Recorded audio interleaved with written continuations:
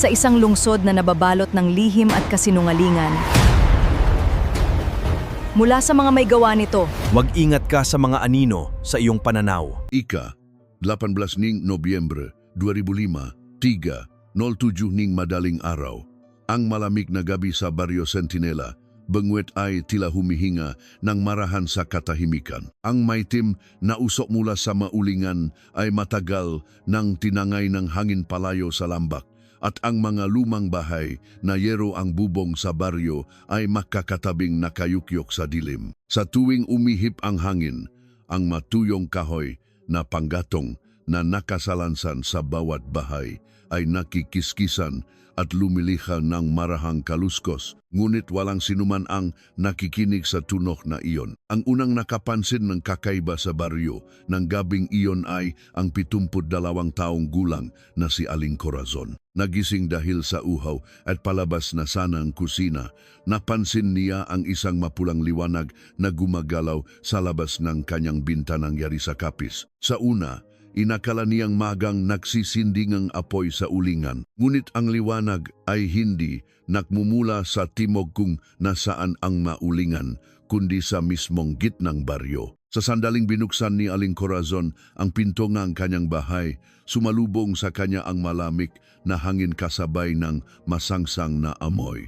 Sunog, ang kanyang sigaw ay bumasak sa katahimikan ng baryo.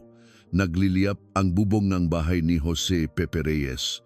Ang magabiga at ang sahik na kawayan sa ilalim nito ay nagbabaga na at ang mga tuyong panggatong na nakasalansan sa tabing ng bahay ay nag-apoy na parang isang dambuhalang sulo. Tinatangay ngang hangin ang apoy mula sa isang bahagi ng bubong patungo sa kabila at hindi nagtagal. Nilamon na nito ang buong kabahayan. Nagising ang mga residente at isa-isang nagsitabuhan sa eskinita.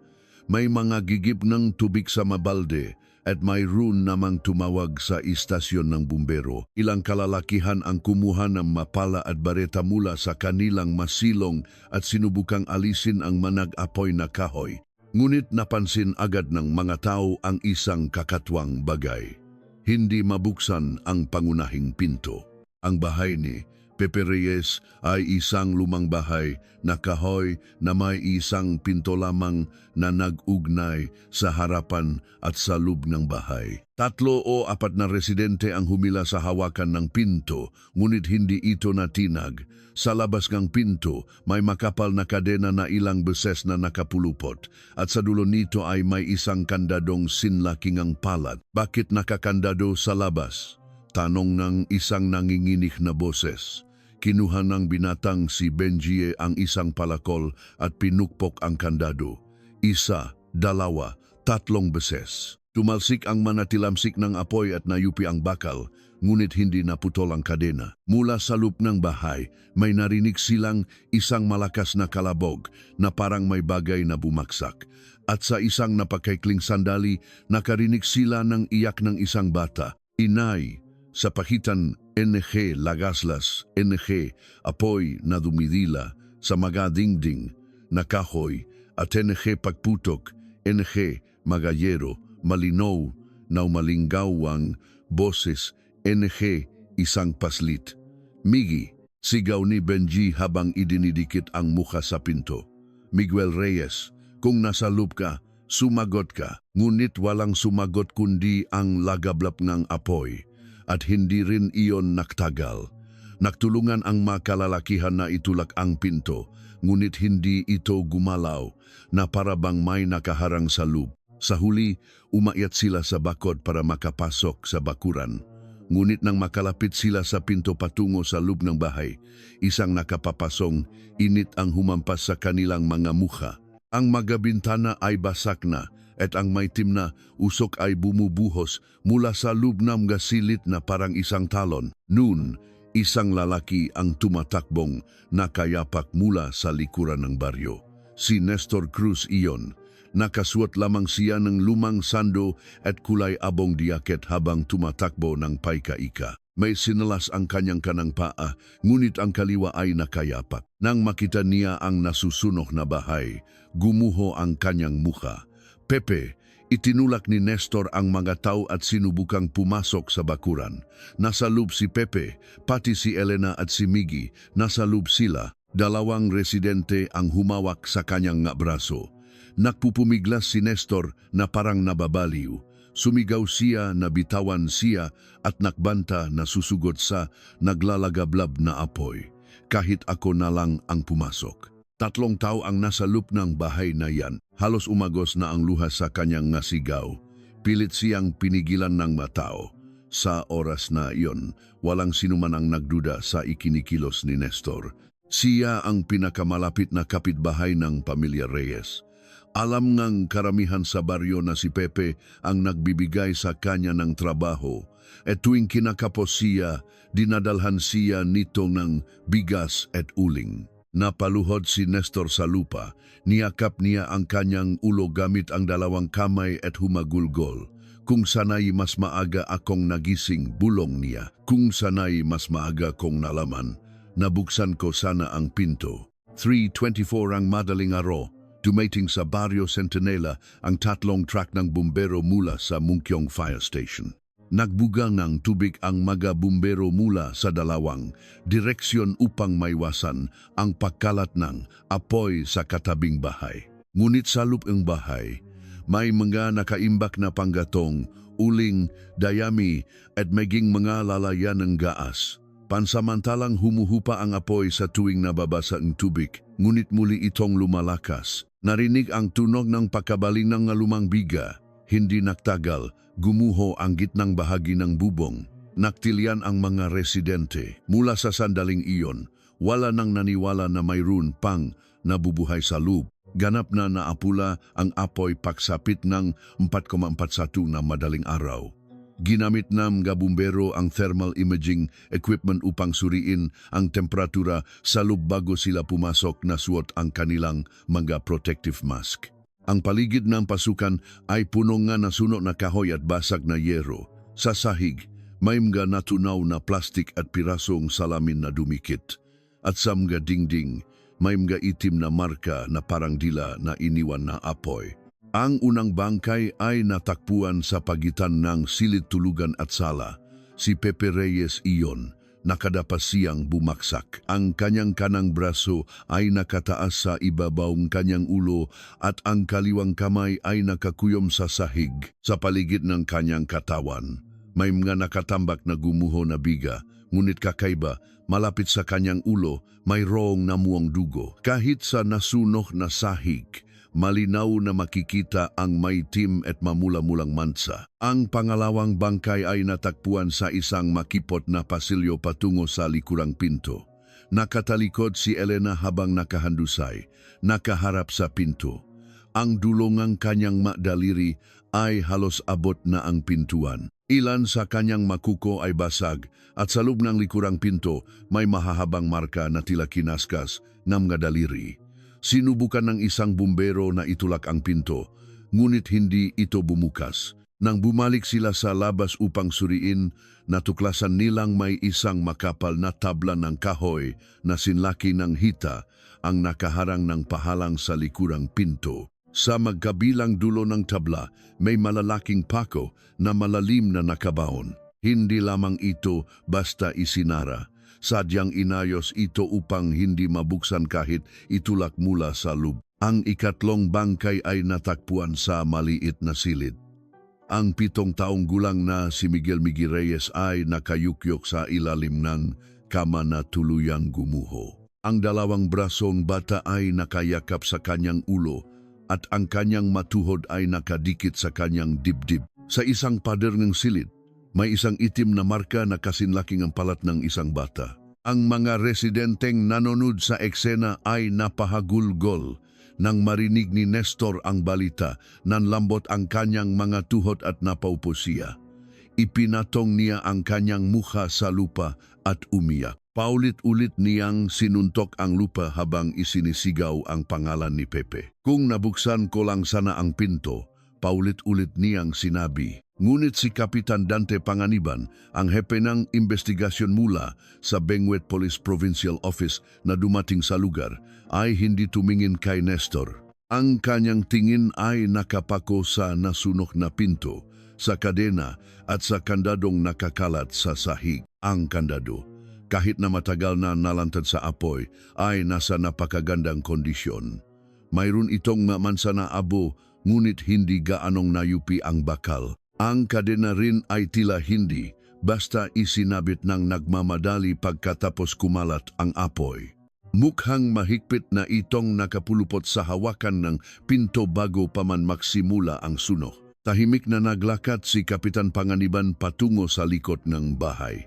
Ang tablang nakaharang sa likurang pinto ay nakakabit mula sa labas. Sa lupa, may mga maliliit na pinaktabasan ng kahoy na tila nahulog habang pinupukpok ng martilyo ang napako. Bagamat karamihan ay nagulo na dahil sa mga yapa ng mga bumbero at residente, malinaw na may nagtrabaho dito bago pa man ang sunog. Hinawakan ni Kapitan Panganiban ang isang pako gamit ang kanyang kamay na may guwantes. Hindi ito aksidente, sabi niya. Tumingin sa kanya ang isang kasamang investigador. O may humarang sa dalawang labasan bago pa man sumiklab ang apoy. Dahan-dahang tiningnan ni Kapitan Panganiban ang nasunog na bahay para masigurong walang sinuman sa tatlong nasa loop ang makakatakas. Pagsapit ng alas 7 ng umaga, isang dilaw na police line ang inilatag sa lugar. Dumating ang fire investigation team mula sa National Bureau of Investigation at ang Homicide Division ng Benguet PPO. Ang mga residente ay tahimik na nakatayo sa dulong eskinita, nakatingin sa nasirang bahay. Hindi pa rin umalis si Nestor sa kanyang puesto. Nilapitan niya at inalalayan ang biyenan ni Pepe, binigyan itong kumot at sinabi sa mga pulis na handa siyang tumulong sa anumang paraan. Ang kanyang mukha ay punong luha at uling. Mukha siyang mas nagdadalamhati kaysa kaninuman at tila taos puso ang kanyang pagluluksa sa pagkamatay neha pamilya. Kahit si Kapitan Panganiban ay hindi siya pinahinalaan sa sandaling iyon, hindi pa sa ngayon. 10:20 NG umaga, dinala ang mga bangkay sa Forensic Center ng University of the Philippines. Dahil nilamon ng apoy ang karamihan sa mga ebidensya, inaasahan ng investigating team na mahihirapang makakuha ng tiyak na lead kahit sa autopsy. Ngunit wala pang 30 minuto matapos magsimula ang gunang autopsy, tumawag si Isabel de Leon, ang mediko legal, kay Kapitan Panganiban. Kapitan, kailangan ninyong pumunta rito agad. Ang kanyang boses ay malamig at seryoso. May nakitang mabali sa ulo ni Gay Jose Reyes. At hindi lang isa, hindi ba't sugat lang yan mula sa paguhong ng bubong. Hindi po, sandaling tumahimik si De Leon. Ang dugo ay umagos nung nabubuhay pa siya. Hindi bababa sa 3 beses siyang pinalo sa ulo ng isang mabigat at patak na bagay. Naalala ni Kapitan Panganiban ang mamula-mulang mansa na nakita niya sa loob ng nasunog na bahay. Kailan siya namatay? Bago pa man ang sunog, sa kabilang linya, narinig ang tunog ng kagamitang metal na nakakaumpugan. Idinagdak ni De Leon sa mahinang boses at ang asawa niya si Geng Elena Reyes, may mga marka rin na pinugpok ng matigas na bagay sa ulo. Ngunit ang babae ay buhay pa ng makulong sa naklalakablap na apoy. Hindi nakapagsalita si Kapitan Panganiban. Ang pag-ubo na narinig ng mga residente sa madaling araw, ang ngamarkan ng kuko sa pinto, ang bangkay na babae na gumapang hanggang sa dulo ng pasilyo lahat, ay nabuo bilang isang malinaw na eksena sa kanyang isipan. May pumatay muna kay Jose Reyes. Pagkatapos, sinaktan niya si Elena Reyes hanggang sa hindi na ito makagalaw. At saka, ikinulong niya ito kasama ang 7 taong gulang na bata sa loob ng bahay. Ipinulupot ang kadena sa pinto mula sa labas at sinilaban ito. Nang bumalik si Kapitan Panganiban sa lugar ng krimen, ang kulay abong sikat ng araw ng taglamig ay bumabalot sa Barrio Centinela. Mula sa nasunog na bahay, mayroon pa ring manipis na usok na umaakyat. Sa kabila ng police line, nakatayo si Nestor na nakayuko. Nang makita niya si Kapitan Panganiban, dahan-dahan siyang lumapit. Kapitan, tanong niya na may namumulang nga mata, mahuhuli niyo po ba ang salarin? Hindi sumagot si Kapitan Panganiban. Hinawakan ni Nestor ang kanyang braso gamit ang nanginginig na kamay. Malaki po ang utang na loob ko kay Pepe. Ang pumatay sa kanya ay hindi tao. Dapat siyang bitayin. Sa sandaling iyon, bahagyang umangat ang manggas ng kanyang diaket na naglantat sa kanang pulso ni Nestor. 3 pulang gasgas na tumatakbo mula sa likod ng kanyang kamay hanggang sa loob ng kanyang pulso. Halos magkakatulad ang mga ito, malalim na kinaskas at may rune ng maitim na langib. Sandaling napako ang tingin ni Kapitan Panganiban doon. Mabilis na ibinaba ni Nestor ang kanyang manggas. Ito po, kinamot lang ng pusa. Nauna pang magsalita si Nestor kahit wala namang tinatanong si Kapitan Panganiban. Isang malamig na hangin ang dumaan sa pagitan nila mula sa nasunok na bahay. Isang maitim na patak ng tubig ang tumulo at tumunok sa nagyayelong lupa. Tahimik na tinitigan ni Kapitan Panganiban ang mukha ni Nestor. Nang umagang iyon, hindi pa alam ngam nga taga Barrio Centinela. Ang lalaking buong gabi ay nag-alala at humagulgol para sa pamilya. Ang lalaking nagpumiglas na sumugot sa apoy at ang lalaking humihingi ng pinakamalupit na parusa ay siya palang nakarinig sa lahat ng huling sigaw ng 3 namatay. 11:40 ng umaga, ika-18 ng Nobyembre 2005, sa basement autopsy room ng UP Forensic Center, naghalo ang amoy ng disinfektante at sunog. Ang mga bangkay ay dinala mula sa lugar ng krimen na nakabalot sa ilang patong ng itim na body bag.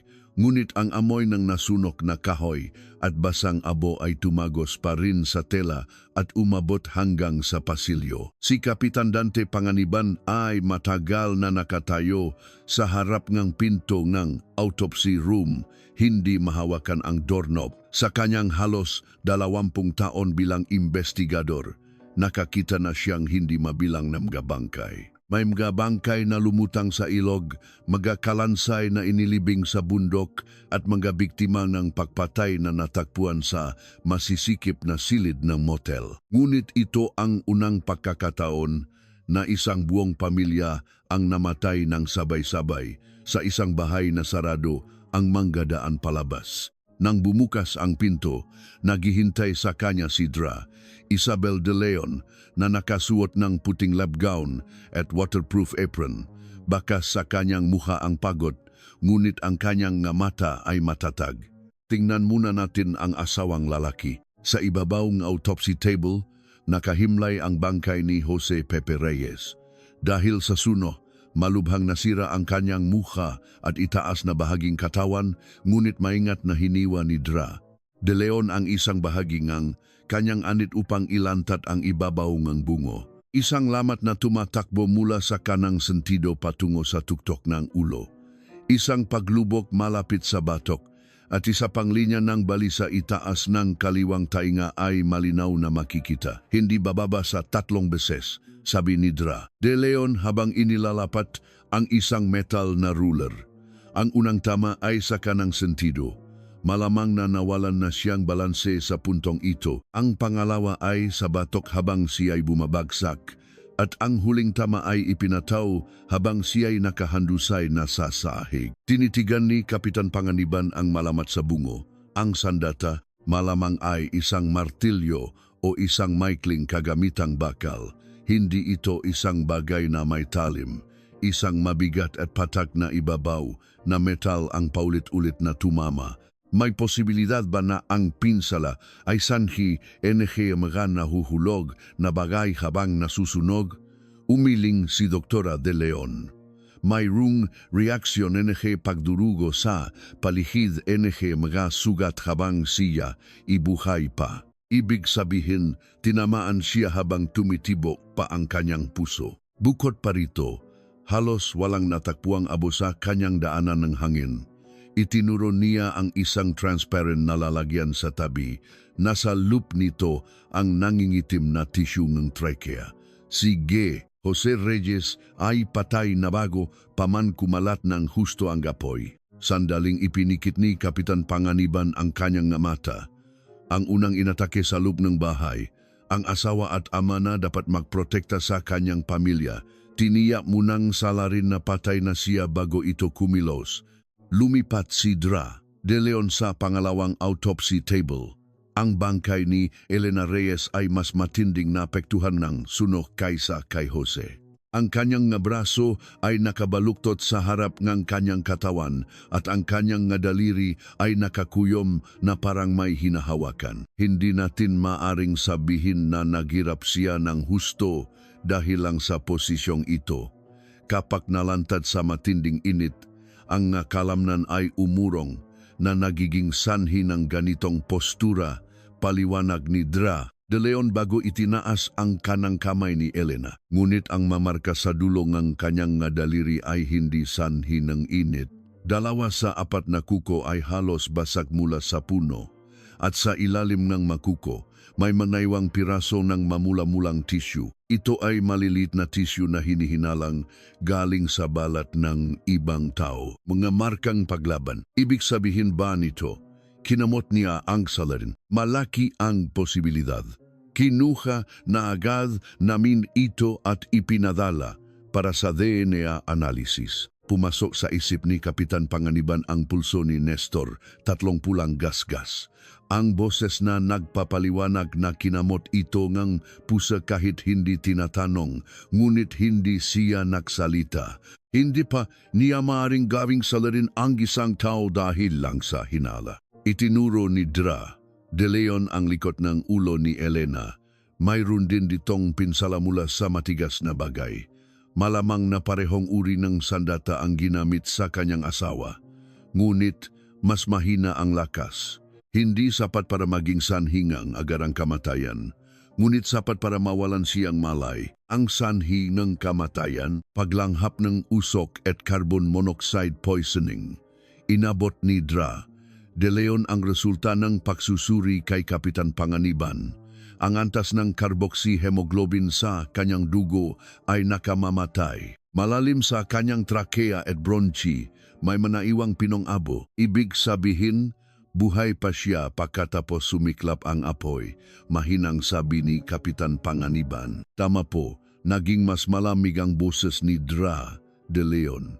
At malaki ang posibilidad na nagkamalay siya. Kung isipin ang posisyon kung saan siya natakpuan sa pasilyo at ang mga marka ng kalmot sa loob ng likurang pinto, mukhang gumapang signang. Elena hanggang sa labasan matapos siyang magising. Naalala ni Kapitan Panganiban ang nasunog na likurang pinto. Ang nga daliring abot na ang pintuan, ang nga basag na kuko, ang makapal na tabla at mga pako na humaharang sa labas ng pinto. May nakakaalam na buhay pa siya ngunit hindi binuksan ang pinto. Sa halip, sinadya itong harangan mula pa sa simula para hindi mabuksan. Sandaling nag-atubili si Dra De Leon bago magabot ng isa pang resulta, may isa pa kayong dapat malaman. Naging mabigat ang kanyang ekspresyon sa katawan ni Elena na kumpirma ang palatandaan ng sexual na pag-atake na nangyari bago siya mamatay. Mukhang isinagawa ang krimen habang siya ay nasa estado na hindi makalaban ng maayos dahil sa tama sa ulo.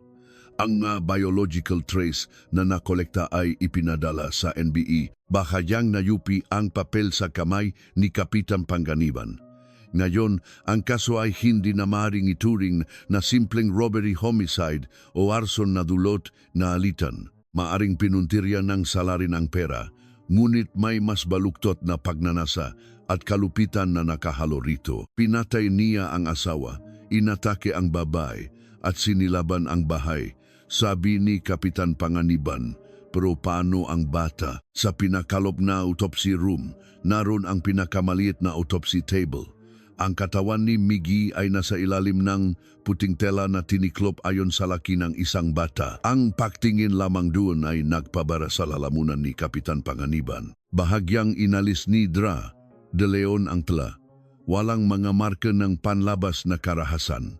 Walang bali, walang pinsala mula sa matigas na bagay, at walang mga marka ng pagkakagapos. Ibig sabihin, hindi inatake ang bata, hindi direkta. Sa trakea at baga ni Miggy, mas maraming abo ang natakpuan kaysa kay Elena.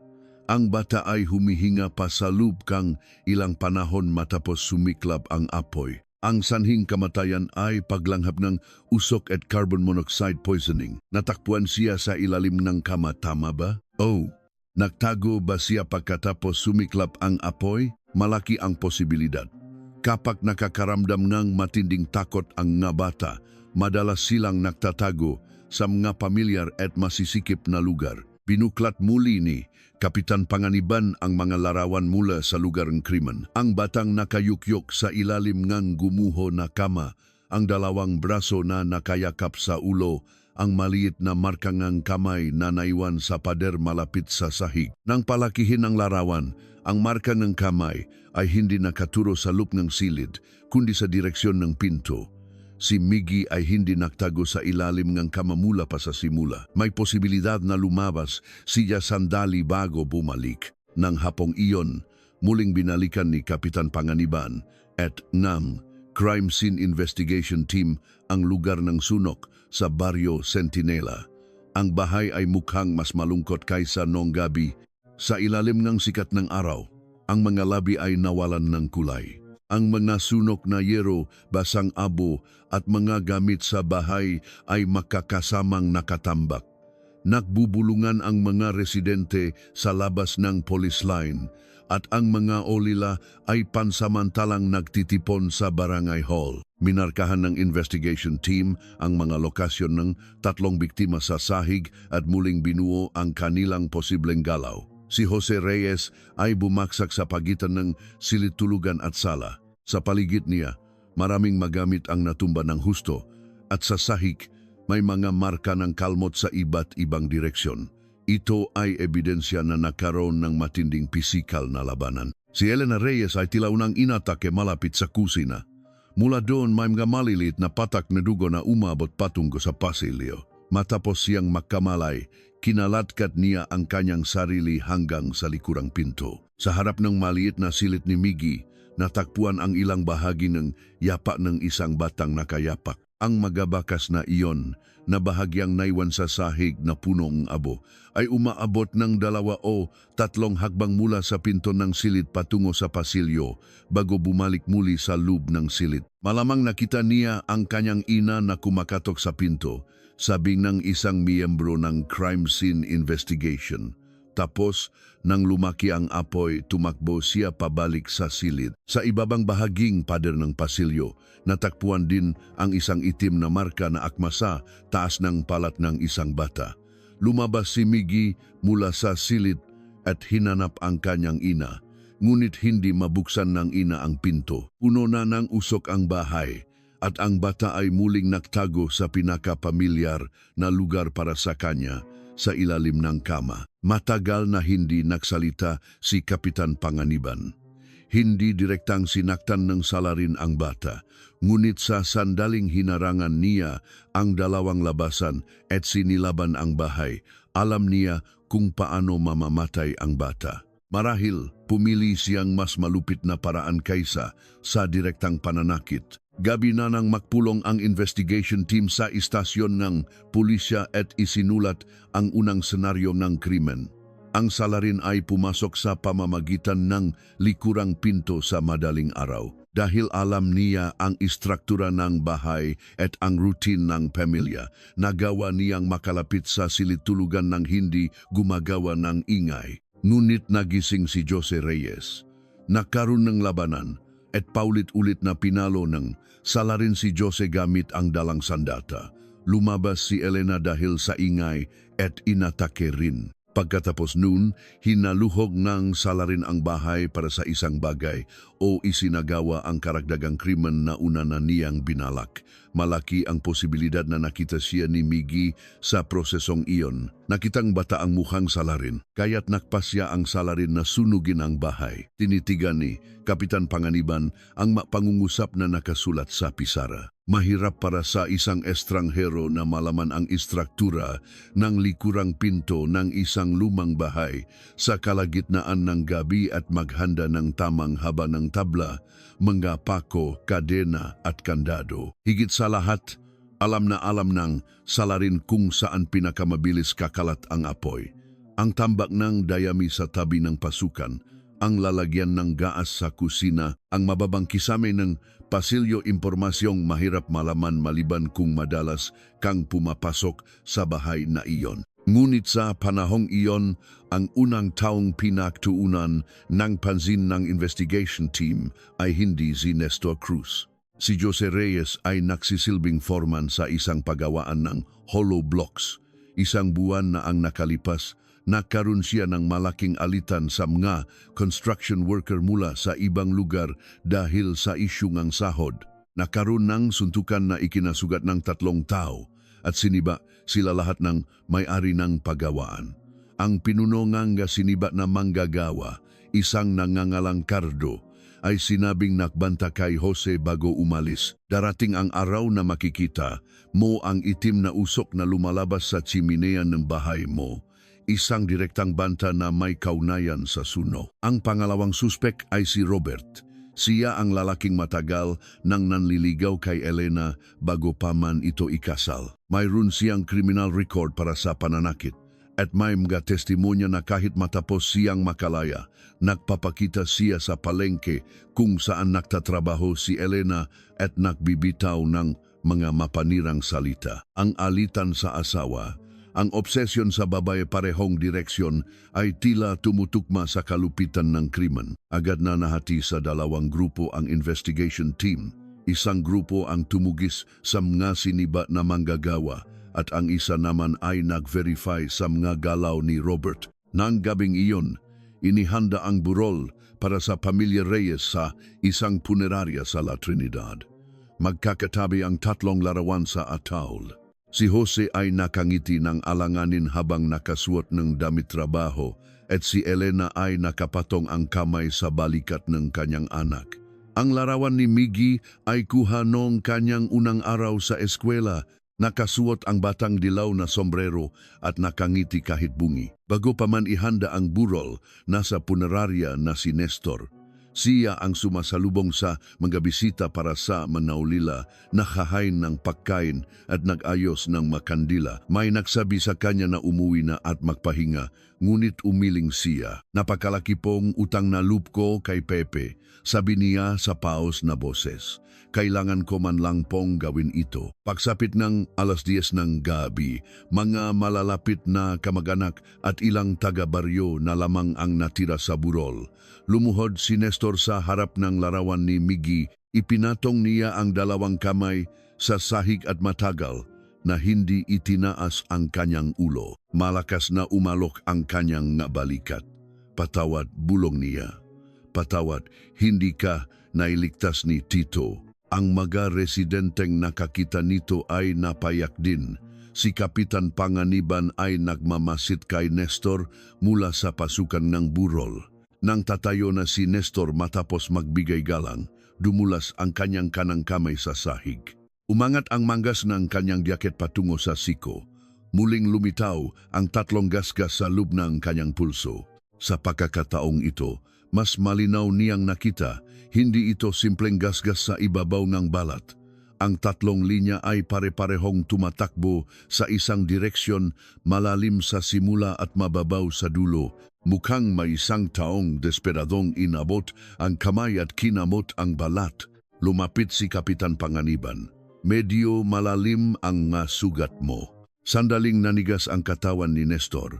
Pagkatapos ay pilit siyang ngumiti habang hinihila pababa ang kanyang manggas. Sabi ko nga po sa inyo, nagalit lang po yung pusang kalye. Kailan ka nakamot? Ilang araw na po. Eksakto kailan? Sandaling natahimik si Nestor. Parang noong Martes po yata. Martes ay 15 Nobyembre. 3 araw bago ang krimen. Saan? Sa likod pong bahay namin. Nandiyan pa ba ang pusa ngayon? Pusang kalye po yun, paano ko po malalaman? Bahagyang tumaas ang boses ni Nestor nang mapansin ng nga tao sa paligid. Agad niyang pinakalma ang kanyang ekspresyon. Pasensya na po. Gulong-gulo lang po ang isip ko. Tumango si Kapitan Panganiban. Sige, hindi na siya nagtanong pa. Tila nakahinga ng maluwag si Nestor at muling humarap sa mga larawan. Ngunit may isa pang bakas na nakita si Kapitan Panganiban. Sa likod ng kanang tainga ni Nestor, bahagyang natatakpan ng buhok. May isang bahaging balat na namumula at namamaga at may marka ng isang pumutok na paltos. Mukha itong bagong paso. Lumabas si Kapitan Panganiban sa burol at naglakad patungo sa dulo ng pasilyo. Kinuha niya ang kanyang kwaderno at may isinulat ng maikli. Ilang sandali pa, muling narinig ang pagiyak ni Nestor mula sa loob punerarya. Umiyak siya ng mas malakas kaysa kaninuman, na parabang ang katotohanang buhay siya ay isang pasakit na hindi niya kayang dalhin. Ngunit para kay Kapitan Panganiban, ang iyak na iyon ay nagsimulang magiba na ng tunog. Kung dahil ba sa kalungkutan, sa takot, o dahil hindi pa rin nawawala sa kanyang isipan ang magamukha ng 3 taong naiwan sa apoy. Hanggang sa gabing iyon, wala pang nakakalam. 20 NG umaga, ika, 19 NG Nobyembre. Angelo Energy fluorescent lamp na hindi pinatay magdamag ay nananaig sa conference room Energy Banquet PPO, Homicide Division. Sa pader, nakadikit ang malarawan ng lugar ng sunok sa Barrio Centinela, ang personal na impormasyon ng pamilya ng biktima at ang diagram ng relasyon ng taong nakapaligid sa kanila. Sa mesa, nakalat ang malumamik na paper cup ng kape, mayuping paketa ng sigarilyo at ang mga testimonya na isinulat kahapon. Nakatayo si Kapitan Panganiban sa harap ng pisara, nakatingin sa 2 pangalan. Cardo, Robert, sa ngayon, sila ang pinakamalakas na mga suspek. Si Cardo ay ang manggagawa mula sa ibang lugar na nakalitan ni Jose Reyes sa paggawaan ng hollow blocks. 1 buwan na ang nakalipas, nakaroon ng malaking away dahil sa issue ng sahod at sa proseso, nasugatan si Cardo at ang 2 pa niyang kasamahan. Bilang pananagutan, sinibak silang lahat ng may-ari. Maraming manggagawa ang nagsabi ng parehong bagay. Nang umalis si Cardo sa paggawaan, nagbanta siya na gagantihan niya si Jose. Isa sa kanila ang nagpatutu na sinabi ni Cardo na makikita niya ang usok na lumalabas sa chimeneang bahay ko. Parang sinasabing susunugin niya ang bahay. Si Robert ay konektado sa nakaraan ni Elena. Matagal na siyang nanliligaw kay Elena bago pa man ito ikasal. At minsan ay nag-eskandalo sa harap ng bahay nito habang lasing, na humantong pa sa kasong pananakit. May mga testimonya na kahit matapos siyang makalaya, nakpapakita siya sa palengke at nakmamasid kay Elena. Ang obsesyon kay Elena, ang selos sa asawa at ang mapalatandaan ng sexual na pag-atake na lumabas sa autopsy. Parehong may malinaw na motibo ang dalawa. Hinati ni Kapitan Panganiban ang kanyang team sa 2. Isang team ang tumugis kay Cardo at sa mga kasamahan niyang siniba at ang isa naman ay nag-verify sa mga galaw ni Robert. Sinabi niyang hindi siya umasa sa alinmang panig, ngunit sa totoo lang, umasa siyang isa sa kanila ang salarin. Isang taong may malinaw na galit, isang taong may history na karahasan. Isang taong nakbanta bago ang krimen. Kung ganung tao ang salarin, mas madaling ipaliwanag ang kaso. Ngunit kadalasan, ang magakasong madaling ipaliwanag ay may itinatagong ibang mukha. Pagsapit ng 10:00 ng umaga, tumawag ang unang investigation team. Natagpuan si Cardo sa isang construction site sa Tarlac. Paggalis niya sa Benguet, nanirahan siya sa isang barracks para sa mga construction worker. Agad siyang dinala ng mapulis sa isang pansamantalang opisina para imbestigahan. Mula sa simula, mariin siyang tumanggi.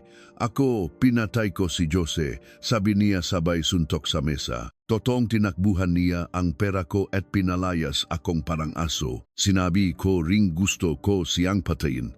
Pero magkaiba ba ang magmura sa salita at ang pumatay talaga ni tao? Tinanong ngang Investigador ang kanyang nga ginawa noong araw ng krimen. Iginiit ni Cardo na mula gabi ng 17 ng Nobyembre hanggang sa sumunod na umaga, nasa construction site siya sa Tarlac. Sa una, inisip na posibleng nakasundo ang nga kasamahan niya. Ngunit mas maraming tala ang natakpuan sa lugar kaysa sa inaasahan. 9:40 ng gabi, bumili si Cardong alak at cup noodles sa isang convenience store malapit sa site. Nakunan ng CCTV sa counter ang kanyang mukha. Pagsapit ng hating gabi, naglalaro siya ng baraha sa kanilang barracks at 2:10 ng madaling araw, pinagalitan siya ng site manager dahil sa ingay. Pagsapit ng 5:00 ng umaga, may talaan na lumaho si Cardo sa pagbaba ng mga materyales sa konstruksyon. Walang sapat na oras para magpabalik-balik sa Benguet. Ang iba pang nga manggagawang kasama niyang siniba ay nasa ibang lugar din. Ang kanilang mga phone location records, listahan ng mga nakatira sa barracks, at mga testimonya ng mga kasamahan ay magkakatugma. Ang banta ni Cardo ay masama, ngunit hindi siya ang nagsagawa ng krimen. Matapos basahin ang ulat, binura ni Kapitan Panganiban ang pangalan ni Cardo sa pisara. Nawala ang unang pangunahing suspek. 2:00 ng hapon, dumating ang resulta ng investigasyon kay Robert. Nung araw ng krimen, nasa isang iligal na pasugalan siya sa labas ng Baguio. Ang pasugalan ay nasa loob ng isang abandonadong bodega at karamihan sa mga pumapasok doon ay ayaw makipagtulungan sa pulisya sa simula. Ngunit nang idiin ng mga investigador na hiwalay nilang imbestigahan ang kasong pananakit at ang kasong arson murder, isa-isa na silang naksalita. Pumasok si Robert sa pasugalan noong 8:00 ng gabi ng 17 na Nobyembre. Alauna ng madaling araw, natalo siya sa sugal at nakipag-away sa ibang manlalaro. 3:30 nga madaling araw, muli siyang nakipag-away sa harap ng banyo. Naalala ng nagpapatakbo ng pasugalan ang eksaktong oras. Dahil sa pagwawala ni Robert, nahulog ang orasan sa pader at ang oras ay 3:34 ng madaling araw. Halos kasabay ni oras na natuklasan ang sunok sa Barrio Centinela. Mula Baguio hanggang sa baryo, kailangan ng malaking oras kahit magkotse. Bukod pa rito, walang dalang sasakyan si Robert nung araw na iyon. Ang kanyang lokasyon ay nakumpirmang mga testimonya ng maraming tao at ng CCTV ng isang gasolinahan malapit sa pasugalan. Hindi rin si Robert ang salarin. Binura ni Kapitan Panganiban ang pangalawang pangalan. Natahimik ang conference room. May isang sumandal sa upuan na tila bigo at may isang kumuhang bagong sigarilyo. 2 araw matapos ang krimen, ang 2 pinakamalinaw na direksyon ay sabay na nagsara. Nagsalita si SPO3 Oscar Santos, hindi kaya robbery. Isang tagalabas na narinig na may pera sila. Umiling si Kapitan Panganiban. Kung tagalabas, paano niya nalaman ang istruktura ng bahay? Maaring pinagmasdan niya muna. Pati ang katotohanang hindi madalas gamitin ang likurang pinto. Walang sumagot. Idinikit ni Kapitan Panganiban ang isang larawan mula sa lugar ng krimen sa gitna ng pisara. Isang larawan ng eskinita sa likod ng bahay. Ang makipot na daan ng lupa ay sumusunod sa isang bakod na kawayan bago lumiko sa harap ng likurang pinto ng bahay ni Jose.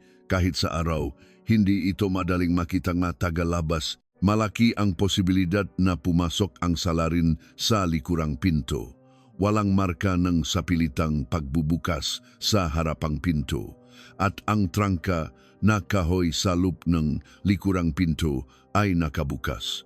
Idinikit niya ang susunod na larawan. Ang tabla at mahahabang pako na humaharang sa likurang pinto. Pagkalabas ng bahay, hinarangan niya ang pinto mula sa labas. Ang habang ng tabla ay halos eksaktong kasya sa lapad ng hambang ng pinto. Hindi ito isang kahoy na basta na lang dinala. Hindi kaya pinutol niya sa lugar, walang kusot. Inihanda na niya ito. Itinuro ni Kapitan Panganiban ang larawan ng kadena. Ganun din ang kadena sa harapang pinto. Kapag 3 beses na ipinulupot sa hawakan ng pinto, sakto ang haba. Hindi masyadong mahaba, hindi rin maikli. Dahan-dahang nagbago ang ekspresyon NG mga investigador sa conference room. Kilala NG Salarin ang bahay na ito, sabi ni Kapitan Panganiban. Ang lokasyon ng mga silid, ang istruktura ng mga pinto, ang oras ng pagtulog ng pamilya hanggang sa kung saan nakalagay ang lalagyan ng gas. Nagtanong si Spo 3 Santos, kung ganun, taga-baryo ang Salarin, kundi man isang taong madalas pumapasok sa bahay na ito. Nagbago ng direksyon ang investigation team. Ang taong malapit sa pamilya Reyes, ang manangutang ng pera, ang manakikay na sa bahay, ang matumulong sa konstruksyon o naglipat ng gamit, lahat ng taong posibleng nakaalam sa pang-araw-araw na buhay at pinansyal na estado ng pamilya ay isinama sa investigasyon. 12 ng pangalan ng muling isinulat sa pisara. Kasama ron ang pangalan ni Nestor Cruz. Ngunit wala pang pulang marka sa tabing ang kanyang pangalan. Siya ay isang malapit na kapitbahay, isang taong maraming beses na natulungan ni Jose. Siya rin ang pinakaaktibong tumutulong sa paghahanda ng burol. Naalala siyang mataw hindi bilang isang suspek, kundi bilang isang kapitbahay na nag-aalo sa mga naulila. Nang hapong iyon, binisita ni Kapitan Panganiban ang pagawaan hollow blocks kung saan nagtrabaho si Jose. Sa opisina, nakatambak ang malumang metal na mesa, logbook at payroll. Sinabi ng may-ari, si Mang Lando, na masipag na tao si Jose. Medyo magaspang ang ugali niya, pero hindi siya masamang tao. Nagagalit siya sa mga tamat magtrabaho, pero walang personalan. Marami po bang nakakaalam na nakaroon siya ng malaking pera kamakailan? Sandaling nag-isip si Mang Lando bago tumango. Halos lahat ng taga-baryo alam yan, isang bahagi kasing lupa niya ang nakuha para sa road widening. Magkano po? Hindi ko alam eksakto, pero narinig ko mahigit 1 milyon. Saan niya itinago ang pera? Siguro idineposito sa bangko. Noon, isang manggagawa na nag-ayos ng ledger sa sulok ng opisina ang nag-angat ng ulo. Hindi po siguro. Tumingin sa kanya si Kapitan Panganiban. Anong ibig mong sabihin? Hindi po masyadong nagtitiwala sa bangko si Kuya Pepe. Nung araw na makuha niya ang bayad, ipinagyabang pa niya na kumuha siya ng isang bahagi bilang cash. Kanino niya ipinagyabang? Napakamot ng ulo ang manggagawa. Sinabi niya po noong nag-iinuman kami. Itinago raw niya sa bahay. Sinabi ba niya kung saan niya itinago? Hindi po eksakto. Pero sinabi niya na kahit pasukin ng magnanakaw, hindi raw mahahanap. Tiningnan ni Kapitan Panganiban ang listahan ng mga manggagawa na nakapatong sa ledger. 7 tao ang nasa inuman na iyon. 3 sa kanila ay tagalabas na manggagawa, 2 ay kamag-anak ng may-ari. Isa ay ang matagal ng kasama ni Jose na super. Ang huling pangalan ay Nestor Cruz. Tinuro ni Kapitan Panganiban ang listahan. Nagtrabaho rin ba si Nestor sa pagawaan? Paminsan-minsan po, kinukuha siya ni Kuya Pepe para sa mga arawang trabaho dahil naawa siya. Posible kayang narinig niya ang tungkol sa bayad? Nasa inuman po siya nun. Hindi na nagtanong pa si Kapitan Panganiban. Naalala niya ang sinabi ni Nestor sa punerarya. Malaki po ang utang na loob ko kay Pepe. Napakarami ko pong utang sa kanya. Ang pasasalamat ay minsan nagiging gapos, ngunit para sa iba, ito ay nagiging insulto. Ang katotohanan kailangan mong patuloy na tumanggap ng tulong ay maaring maging salamin na sumasalamin sa iyong sariling kabiguan. Ngunit hindi iyon sapat para ipaliwanag ang pagpatay. Wala pang malinaw na ebidensya o direktang motibo si Nestor. Nang gabing iyon, pagbalik sa istasyon ng pulisa sa Benguet, hiniling ni Kapitan Panganiban ang basic information ni Nestor Cruz. Isang lalaking malapit ng mak-40, dating mekaniko ng bisikleta, kasalukuyang walang permanenteng trabaho, maraming utang dahil sa sugal. Ang kanyang asawa at anak na nasa elementarya ay nasa bahay ng kanyang nga biyenan noong araw ng krimen. Sa huling item, natigilan si Kapitan Panganiban. Bakit sa araw na iyon sila nagpunta sa mga biyenan? Sumagot ang nakatalagang investigador. Si Nestor daw po ang nagsabi na magbakasyon muna sila NG ilang araw. Ayon sa testimonya ng asawa, dati ay ayaw niyang pumupunta sila sa mga biyanan, pero noong araw na iyon, kakaiba ang pagiging pursigido niya na paalisin sila. Ang oras ngang pag-alis ay bandang 2:00 ngang hapon ng ika-17. Humigit kumulang 13 oras bago ang krimen, binuklat ni Kapitan Panganiban ang kanyang kwaderno, ang magasgas sa pulso, ang paso sa tainga, ang taong nakarinig tungkol sa bayad ng biktima, ang taong pinalayas ang pamilya sa bahay nung araw ng krimen at ang kapitbahay na mas nakakaalam sa bahay ng biktima kaysa kaninuman.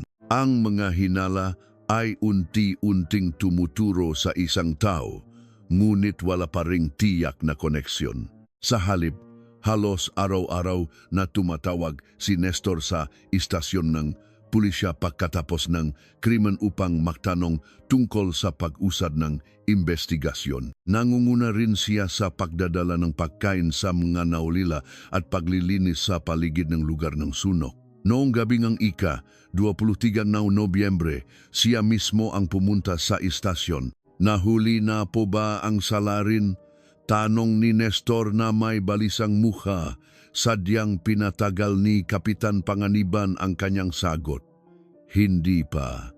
Hindi ba't yung tagalabas na manggagawa ang gumawa niyan? Hindi sila ang salarin. Bahagyang nanginig ang mga mata ni Nestor.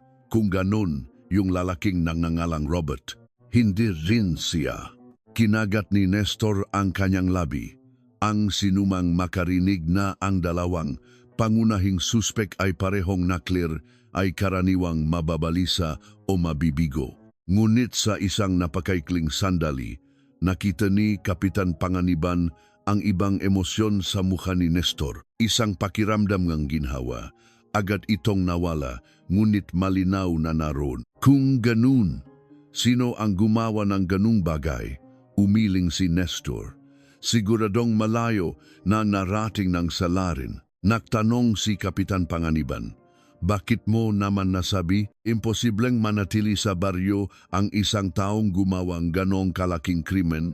Hindi ba? Sa tingin mo, tinitigan ni Kapitan Panganiban si Nestor ng diretso sa mata.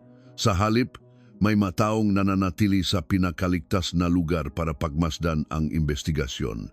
Nanigas ang gilid ng bibig ni Nestor, ngunit agad siyang yumuko at pilit na ngumiti.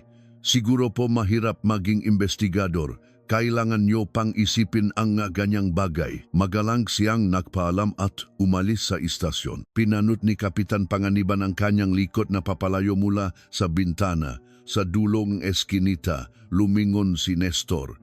Naktama ang kanilang nga mata sa pagitan ngang salamin ng bintana. Nang gabing iyon, nagsulat si Kapitan Panganiban ng isang bagong pangungusap sa unang pahina ng talaan ng kaso. Ngunit ang tiyak na susi na magbubukas sa pintong kaso ay lumitaw hindi sa istasyon ng pulisya o sa lugar ng sunok, kundi sa isang ganap na ibang lugar. 9:15 ng umaga, ika-24 ng Nobyembre, isang lalaking may-ari ng isang alaheriya sa sentro ng La Trinidad ang pumasok sa Public Assistance Office ng istasyon ng pulisya. May dala siyang itim na plastic bag na mahigpit niyang yakap at sa kanyang mukha ay mababakas ang pagkabalisa ng isang taong ilang araw nang hindi nakakatulog. Tungkol po sa kasong sunok sa Barrio Centinela kung saan 3 miyembro ng pamilya ang namatay. Mahinang sabi ng lalaki habang palingalinga. Mayroon po akong prana maaring may kaugnayan sa kasong iyon. Inilabas niya mula sa plastic bag ang isang bungkos ng pera. Mula sa mga pera, mayroon pa ring bahagyang amoy ng gas. Sa mga gilid ng pera, may mga kadikit na itim na abo at ang perang iyon ay ibinayad 2 araw na ang nakalipas ng isang tao para sa isang mamahaling gintong kuwintas. 9, 15 ngang umaga, ika, 24 ng Nobyembre 2005, ang may-ari na alaheria na si Mang Tony na pumasok sa Public Assistance Office ng Benguet PPO ay mahigpit na yakap ang itim na plastic bag sa kanyang dibdib na parabang may natatakot siyang agaw nito mula sa kanyang likuran. Hindi niya basta-basta ipinakita ang laman ng bag kahit sa pulis na nasa reception. Kailangan kong makausap ang isang investigador NG Homicide, sabi ni Mang Tony habang palingalinga. Tingin ko, may kaugnayan nito sa kaso N. Sunog sa Barrio Centinela. Ilang sandali pa, dinala siya ni Kapitan Panganiban sa isang interrogation room. Nang buksan ni Mang Tony ang plastic bag, lumabas ang isang bungkos ng 1,000 pisong papel. Sa unang tingin, mukha silang ordinaryo, ngunit kung titignang mabuti, may mga itim na mansa sa mga kanto at tupi. Ang ilan ay bahagyang kulubot ang ibabaw, at mula sa pagitan ng mga papel, may mahina ngunit malinaw na amoy ng gaas. Nagsusuot ng guwantes si Kapitan Panganiban at itinaas ang isang piraso. Sino ang nakbayad nito? 2 araw na po ang nakalipas. Bandang alas 11 ng umaga, sabi ni Mang Tony habang inaalala, may isang lalaking pumasok at humiling na makita ang magintong kwintas. Wala siyang interes sa disenyo o bigat, basta gusto niya yung mukhang mamahalin. Nakita mo ba ang mukha niya? Malalim ang pagkakasumbrero niya at may scarf pa, pero kakaiba ang kilos niya. Hindi siya tumawad at una niyang tinanong kung kailangan bang ang ID. Pinili ng lalaki ang pinakamakapal na kwintas na panlalaki sa display. Ang halaga sa pamantayan ng panahong iyon ay halos ₱250,000. Walang pag-aalinlangan, inilabas niya ang isang bungkos ng cash. Habang binibilang ni Mang Tony ang pera, patuloy na tumitingin ang customer sa pinto. May mga itim na pulbos ang pera at ang ilan nang hawakan ko mas lalong lumakas ang amoy gas.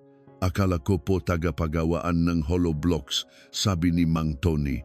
Kasi yung mga taga ron, minsan may mga alikabok ng uling sa damit o pera nila. Pero kinagabihan, nabasa ko sa diaryo ang tungkol sa kaso sa Barrio Centinela. May nakasulat na posibleng binuhusan ng gaas ang bahay. Para makasiguro, isinulat niya ang mga serial number ng mga kakaibang pera.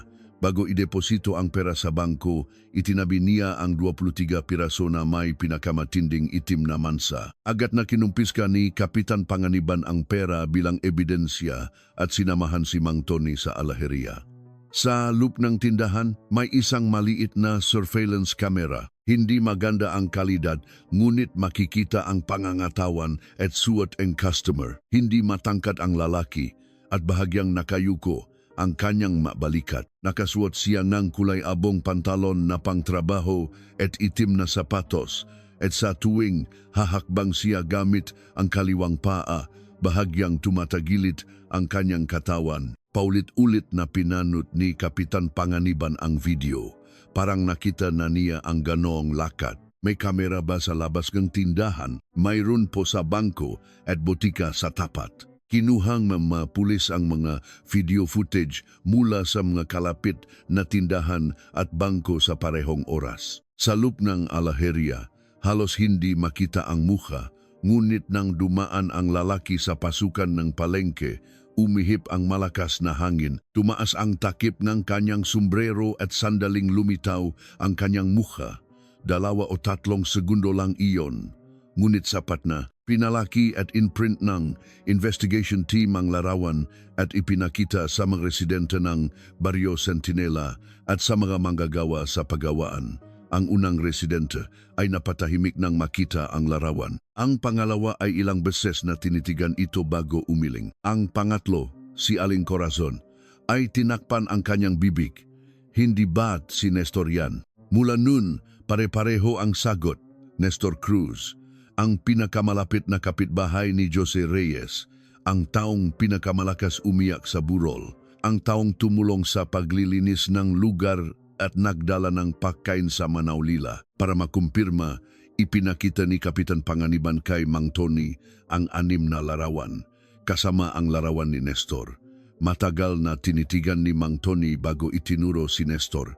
Hindi ko po nakita ng maayos ang mukha niyang walang sombrero, pero ang mga mata at ang paligid ng bibig ay parang siya. At pareho po ang lakat. Nang hapong iyon, dumating ang resulta ng pagtrace sa pramula, sa kooperatiba at sa tanggapan na namamahala sa land compensation. Marami sa mga perang ginamit sa laheria ay nagmula sa parehong bungkos ng bayad na ibinigay kay Jose Reyes. Nang ibigay ang bayad, nag-iwan ang bangko ng talaan ng malaking cash withdrawal at ilang serial number. Ang prang iyon ay personal na kinuha ni Jose 3 araw bago siya mamatay. Hawak ni Nestor ang prang iyon. Ngayon, ang magasgas sa pulso at paso sa likod ng tainga ay hindi na maaring ituring na nakataon lang. Agad na ipinag-utos ni Kapitan Panganiban na muling suriin ang mga galaw ni Nestor. Lumabas sa investigasyon na halos hindi gumastos si Nestor hanggang sa sumunod na araw ng krimen.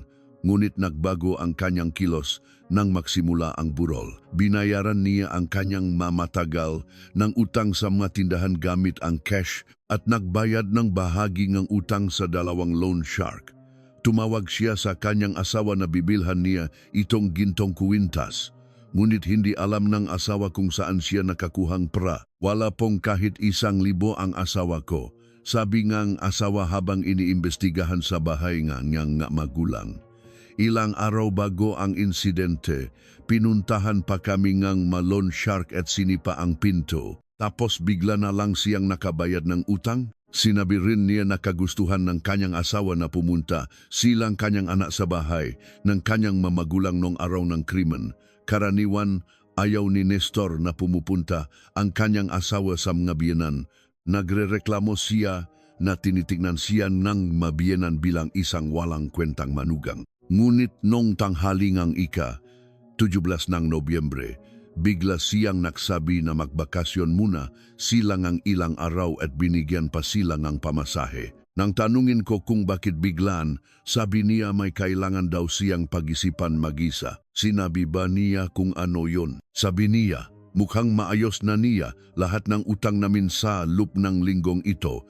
Ilang oras lang bago ang krimen. Gusto sanang arestuhin agad ni Kapitan Panganiban si Nestor, ngunit sinabi ng piskal na dapat maging maingat. Ang katotohanan, hawak niya ang pera ay hindi sapat para direktang patunayan ang pagpatay at panununo. Maring igit ni Nestor na hiniram niya ito sa biktima o posibleng sabihin na natakpuan lang niya ito. Nagpasya ang investigation team na muling suriin ang lugar ng krimen. Sa pagkakataong ito, sa ilalim ng teorya na ang salarin ay hindi isang tagalabas, kundi isang taong nakatira mismo sa tabing bahay, sinuri nila ang lahat ng bakas mula sa simula. Sa likod ng bahay ni Jose Reyes, may isang makipot na daan ng lupa. Ang daan ay dumadaan sa pagitan ng isang bakot na kawayan at isang lumang bodega at umaabot hanggang sa likod bahay ni Nestor. Ang distansya sa pagitan ng dalawang bahay ay 38 metro lamang. Kung gagamitin ang daang ito sa gabi, hindi na kailangang dumaan sa eskinita sa harap ng baryo. Walang maposteng ng ilaw. Maaring magpabalik-balik sa pagitan ng dalawang bahay nang hindi nakikita ng sinumang residente. Sinukat ng Crime Scene Investigation Team ang haba ng tabla na humaharang sa likurang pinto. Ang tabla ay halos kapareho ng lapat ng kahoy sa isang workbench sa luma at abandonadong talyer ng bisikleta ni Nestor. Ang mapakong nakabaon sa pinto ay mas mahaba kaysa sa karaniwang ginagamit sa bahay, magapang industriyang pako ito. Ito ang uri na malawakang ginamit ni Nestor nung nagpapatakbo pa siyang talyer. Ang kadena na nakapulupot sa pinto ay ang uri na karaniwang ginagamit para itali ang ilang bisikleta. Lahat ng ito ay mga bagay na madaling makuha ni Nestor, sabi ni SPO3 Santos. Tiningnan ni Kapitan Panganiban ang daan mula sa likurang pinto patungo sa bahay ni Nestor. Makaiba ang madaling makuha sa ginamit.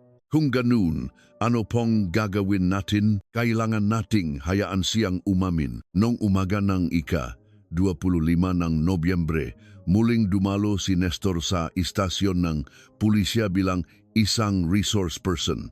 Tulad ng dati, mukha siyang balisa, nakasuot siya ng itim na diaket at lumang pantalon at ang manggagasgas sa kanyang pulso ay nakatago na sa ilalim ng kanyang manggas. Pagpasok niya sa interrogation room, agad siyang nagtanong, "May bago po bang lead?" Hindi sumagot si Kapitan Panganiban at sa halip ay naglagay ng mainit na kape sa harap niya. "Ulitin lang po natin ang pag-verify sa maginawa ninyo nung gabing ang krimen. Nasabi ko na po sa inyo, natulog po ako sa bahay. Mag-isa ka lang ba?" "Opo." "Bakit mo pinapunta ang asawa't anak mo sa gabienan mo?" Sandaling nanginig ang mga mata ni Nestor. Gusto pong magpahinga ng nanay nila kaya pinapunta ko." "Iba ang sinabing ang asawa mo. Ikaw daw ang unang nagsabi na umalis sila. Matagal na po yun. Baka nakahalo lang ang alaala ko." Inilagay ni Kapitan Panganiban ang larawan mula sa video ng alaheria sa mesa. Nang tumama ang tingin ni Nestor sa larawan, nanigas ang kanyang labi. "2 araw na ang nakalipas, bumili kang gintong kwintas sa alaheria na yan. Pera ko po ang ginamit ko. Wala kang kita. Saan ka nakakuha ng perang nakakahalaga ng halos kalahating milyon? Naipon ko pong pera. Pinupuntahan ka ng Malone Shark para maningil. Bakit hindi mo binayaran yun?" Hinawakan ni Nestor ang tasa ng kape. Bahagyang nanginginig ang kanyang madaliri. "Nanalo po ako sa sugal." "Saan at kanino ka nakipagsugal?" "Hindi ko po masasabihan." Inilabas ni Kapitan Panganiban ang susunod na dokumento. "Ang perang ginamit mo sa alaheria ay mula sa land compensation na natanggap ni Jose Reyes." Natigilan ang kamay ni Nestor. "Nakumpirma na po namin ang mga serial number." Natahimik ang interrogation room. Ang tunog lang ng orasan ang maririnig. Matagal bago nagsalita si Nestor. "Pinahiram po sa akin ni Pepe." "Kailan?" "Ilang araw po bago ang insidente." "May ebidensya ka ba? Kailangan pa bang ang kasulatan sa magkakaibigan? Kung ganun, bakit hindi mo sinabi noong unang investigasyon?" "Ayaw ko pong mapagbintangan." Tiningnan ni Kapitan Panganiban ang kanang kamay ni Nestor. "Pakita mo sa akin ang sugat na sinabi mong kinamot ng pusa." "Makaling na po. Sang ospital ka nakpakamot." "Hindi naman po kailangan ng ospital. Ang paso sa likod ng tainga mo?" "Tumalsik po yung tubig habang nakpapakulo akong noodles." "Paano napunta ang mainit na tubig sa likod lang ng tainga mo?" Hindi sumagot si Nestor. Inusok ni Kapitan Panganiban ang kanyang upuan. "Hindi kaya malapit ka sa nasusunok na bahay. Lahat pon residente malapit bago pa matuklasan ang sunog." Tinaas ni Nestor ang kanyang ulo. Nagtama ang kanilang mata. "Kapitan," bumaba ang boses ni Nestor. "Mula pa ba sa simula, tinuring niyo na akong salarin kaya ninyo ako pinatawag?" Hindi sumagot si Kapitan Panganiban at tinitigan lang siya. Bahagyang ngumisi si Nestor. "Inamin ko po na sa akin napunta ang pera ni Pepe, pero dahil lang hawak ko ang pera, hindi ibig sabihin na ako ang pumatay. Hindi ba? Sinubukan niyang tumayo. Kung wala kayong arrest warrant, maari na po ba akong umalis?" Nang gabing iyon, pinawi si Nestor. Ngunit sa sandaling lumabas siya ng istasyon, 2 investigador ang sumunod sa kanya. Pagsapit ng 11:00 gabi, lumabas si Nestor sa likod ng kanyang bahay. May dala siyang itim na bag at pumasok sa kanyang talyer. Ilang sandali pa, isang maliit na apoy ang sumiklab sa likod ng talyer.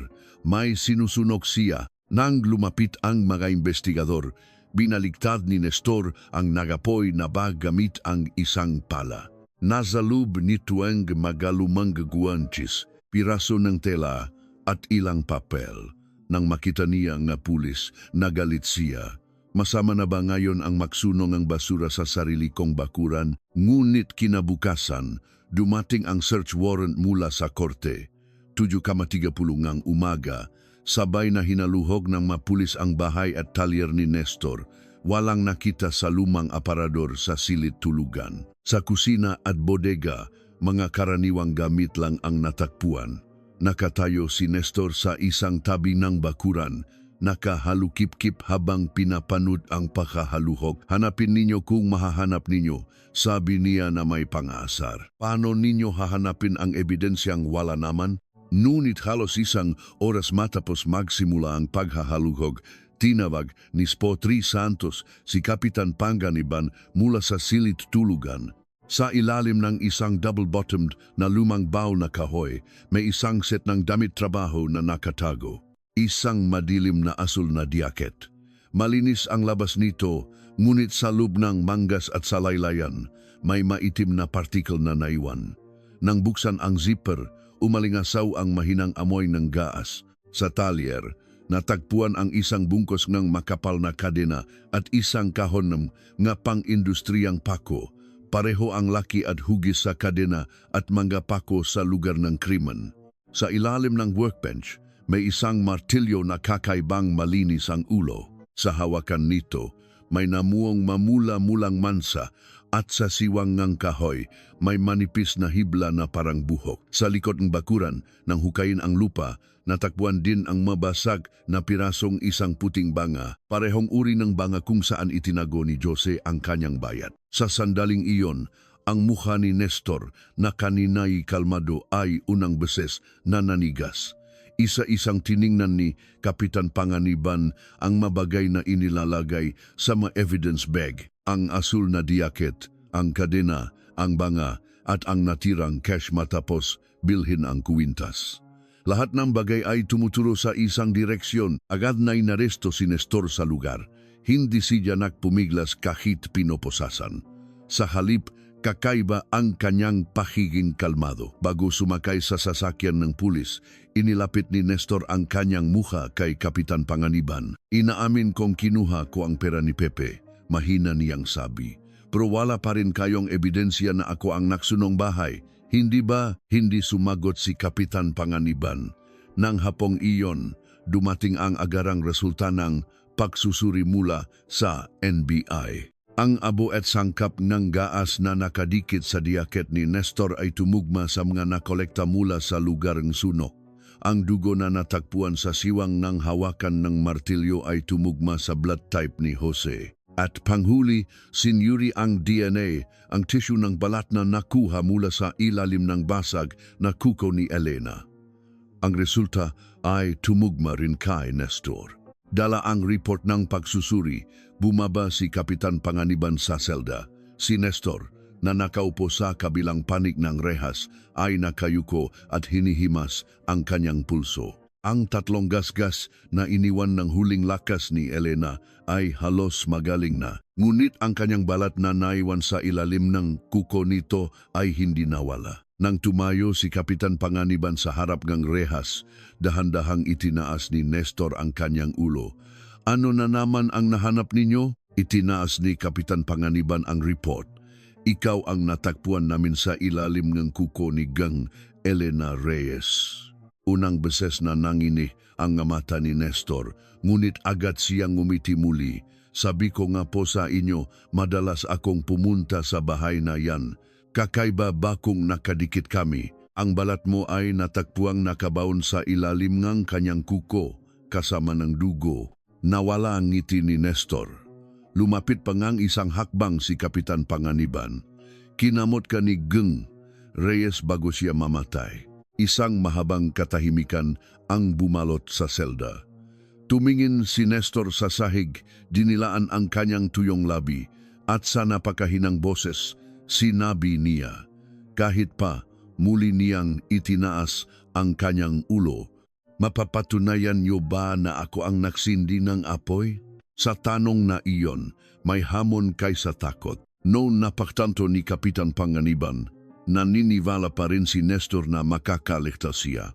Kahit matapos patayin si Jose, lapastanganin si Elena at iwan si Miggy sa apoy, nakahanap pa rin siyang butas sa batas. Ngunit may isang bagay siyang hindi alam. Natakpuan ng investigation team ang huling bakas sa loob ng nasunok na bahay na tanging ang salarin lamang ang makapagpapaliwanag. 8 ng gabi, ika 2 Nobyembre. Ang hanggang sa basement interrogasyon room na Benguet PPO ay mamasa-masa at malamig. Ang isang ventilador na nakakabit sa isang pader ay umugong ng mahina, ngunit hindi nito kayang itaboy ang amoy ng sigarilyo at lumang semento sa silid. Nakaupo si Nestor sa isang metal na upuan. Tanggal na ang kanyang posas, ngunit ang kanyang mga kamay ay mahigpit na makahawak sa ilalim ng mesa. Ang tatlong gasgas na naiwan sa kanyang pulso ay halos magaling na at naging mamula-mulang paklat na lamang. Dahan-dahan niyang hinihimas ang mga paklat na iyon gamit ang kanyang hinlalaki habang hinihintay ang pagpasok ni Kapitan Panganiban. Bumukas ang pinto. Pumasok si Kapitan Panganiban na may dalang makapal na folder ng kaso at ilang transparent na evidence bag. Sumunod sa kanya si SPO3 Santos, ngunit sinanyasan siya ni Kapitan Panganiban na manatili sa labas.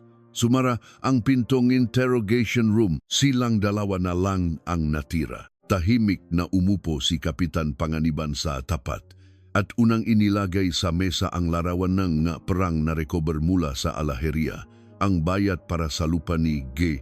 Jose Reyes. Sa tabi nito, inilagay niya ang larawan ng asul na diaket, parehong sangkap ng gas, parehong uri ng abo mula sa lugar ng suno. Sunod ay ang kadena at mga pako, parehong uri na ginamit sa pagarang sa mga pinto ng bahay ng biktima. Pagkatapos ay ang malinis na martilyo. Sa siwang ng hawakan, natakpuan ang dugo ni G. Jose Reyes. At panghuli, inilagay ang resulta ng pagsusuri sa tissue ng balat na nakuha mula sa ilalim ng kuko ni Elena at ang iyong DNA. Hindi itinaas ni Nestor ang kanyang ulo. Sabi ko nga po sa inyo, mahina niyang sabi, inaamin kong kinuha ko ang pera. Maari ko ring aminin na nakasakitan kami ni Pepe, pero hindi ako ang naksuno. Kung ganon, sino? Hindi ko po alam. Pinalo mo si G. Reyes gamit ang martilyo, nakasakitan kayo ni Ng. Reyes, at kinuha mo ang pera, tapos bigla na lang may ibang pumasok at naksunog ng bahay. Kinagat ni Nestor ang kanyang labi. Walang apoy nung umalis ako. Sumandal si Kapitan Panganiban sa kanyang upuan. Sa tingin mo, may pag-asa ka pa. Para bitayin ang isang tao, kailangan ng ebidensya, hindi hula. Itinaas ni Nestor ang kanyang ulo. Ang kanyang nga mata ay mas puno ng kalkulasyon kaysa pagod. Alam niyo rin naman yan, Kapitan. Dahil lang nanggaling ako sa bahay na yon, hindi ibig sabihin na ako ang nagsinding ng apoy. Sandali siyang tinitigan ni Kapitan Panganiban bago kumuha ng isang larawan mula sa folder. Ang sahig na suno na maliit na silid. Sa gitna ng larawan, makikita ang manasuno na piraso ng final at ang gumuho na frame ng kama. Sa tabi nito, may isang marka na kasinlaki ng palat ng isang bata. Napako ang tingin ni Nestor sa larawan, ang silid kung saan natakpuan si Miguel. Wala akong pakialam, sabi ni Nestor. Noong araw na iyon, hindi lang sa ilalim ng kamanaktagal ang bata. Bahagyang nanginig ang talukap ng magamata ni Nestor. Inilabas ni Kapitan Panganiban ang pangalawang larawan. Ang maliliit na yapa na naiwan sa pasilyo. Lumabas si Miggy sa silid. Malamang nakita niya ang kanyang ina na nakahandusay sa harap ng likurang pinto. At bumalik siya sa silid. Anong punto mo? Hindi ba kakaiba? Itinuro ni Kapitan Panganiban ang larawan. Lumabas ang bata sa pasilyo matapos sumiklab ang apoy, pero hindi siya pumunta sa direksyon ng harapang pinto. Dumiretso siya sa likurang pinto bago bumalik sa maliit na silid. Anong gusto mong sabihin? Alam ng bata na nakakandado na ang harapang pinto. Natahimik ang interrogation room. Inilapit ni Kapitan Panganiban ang kanyang katawan. Bago pa man ang sunog, may nakdala sa bata sa harapang pinto o nakita mismong bata na ikinakandado ang pinto. Suminghal si Nestor. Paano ninyo ikokonekta yan sa akin? Inilagay ni Kapitan Panganiban ang isang bagong evidence bag sa mesa. Nasa loop nito ang isang maliit na nasunok na piraso ng metal. Alam mo ba kung ano to? Ayaw tingnan ni Nestor. Ngunit sa huli ay napalingon din siya. Ito ay isang maliit na tansong plaka na nakakabit sa isang kagamitan para sa pag-ayos ng bisikleta. Sa isang gilid ng bilog na metal, may mga malabong letrang nakaukit. Nawala ang kulay sa mukha ni Nestor. Natakpuan ito sa pintuan ng maliit na silid sa lugar ng sunok, sabi ni Kapitan Panganiban. 70 sentimetro lang ang layo mula sa bangkay ng bata. Naiulog ko po yan dati. Kailan? Noong inayos ko po ang bisikleta ni Miggy, ang kagamitang, yan ay 3 araw mo palang nabibili bago ang krimen. Natahimik si Nestor. Naalala ng may-ari ng tindahan. Binili niya ang pliers na may parehong plaka noong ika-14 ng Nobyembre. Itinulak ni Kapitan Panganiban ang bag, pero hindi mo inireport na nawawala ang pliers na yan pagkatapos ng krimen. Hindi rin natakpuan sa bahay mo. Maring nawala habang naktatrabaho. Maring inayos ko ang bisikleta ni Miggy sa loob na silid niya. Tumango si Kapitan Panganiban. Sige, sabihin na nating possible ang paliwanag na yan. Muli niyang binuklat ang folder. Sa pagkakataong ito, ang blueprint ng crime scene. Ang ruta kung saan ibinuhos ang gaas ay minarkahan ng pulang linya. Nagsimula ito sa kusina, umabot sa pasilyo at harapang pinto at hanggang sa pasukan ng maliit na silid. Nagsimula ang apoy sa 3 lugar halos sabay-sabay, sabi ni Kapitan Panganiban. Sa pinto, sa kusina at sa harap na pinto ng maliit na silid. Sumunod ang mata ni Nestor sa blueprint. Alam nga arsonista na nasa loob ngang maliit na silid si Miggy, kaya para hindi siya makalabas sa pasilyo, sa harap ng pinto niya ibinuhos ang pinakamaraming gaas. Hula lang yan, tama. Pero may isa pang kakaiba. Inilabas ni Kapitan Panganiban ang transcript ng tawag sa 900 ublas, 3:09 gram madaling araw. Unang tumawag si Aling Corazon, 3:11 tumawag si Benji. Itinuro niya ang isang bahagi ng transcript at 3:12. May pangatlong tawag na natanggap ang fire station. Natigilan ang kamay ni Nestor. Isang tawag mula sa isang payphone. Hindi sinabing nang tumawag ang kanyang pangalan at sinabing may 3 tao sa loob. Kahit sinong taga-baryo, alam yan. Sa tawag na yon, sinabing nang tumawag ito, binasa ni Kapitan Panganiban ang transcript. May isang bata na malamang naktatago sa ilalim ng kamasamaliit na silid. Nanigas ang hangin sa interrogation room. Hindi na kayang tingnan ni Nestor si Kapitan Panganiban. Sa oras na iyon, hindi pa nakakapasok ang mga residente sa loob ng bahay. Walang nakakaalam kung nasaan si Miggy. Bumaba ang boses ni Kapitan Panganiban. 2 uri lang ng tao ang maaring makaalam niyan. Ang taong nasa loob ng bahay bago ang sunok o ang taong personal na naktulak sa bata sa ilalim ng kama. Naging mabigat ang pahinga ni Nestor. May ebidensya ba kayo na ako ang tumawag? Ang payphone ay nasa dulo ng daan sa likod ng bahay mo. Kahit sino pwedeng gumamit niyan. Walang natagpuang fingerprint sa telepono. Malamang nakasuot kang guantes. Pero sa putikan sa ilalim ng telepono, natagpuan ang isang bakas ng sapatos na iba ang takong sa kanang paa. Inilabas ni Kapitan Panganiban ang larawan ng talampakan ng sapatos. Parehong uri ng itim na sapatos na suot ni Nestor sa video ng alaheria. Ang sukat at pattern ng pakasira ay tugma sa sapatos mong kinumpis ka. Nagngit-ngit si Nestor. Pero hindi pa rin yan ebidensya na ako ang naksunok. Hindi na naglabas pa ng ebidensya si Kapitan Panganiban.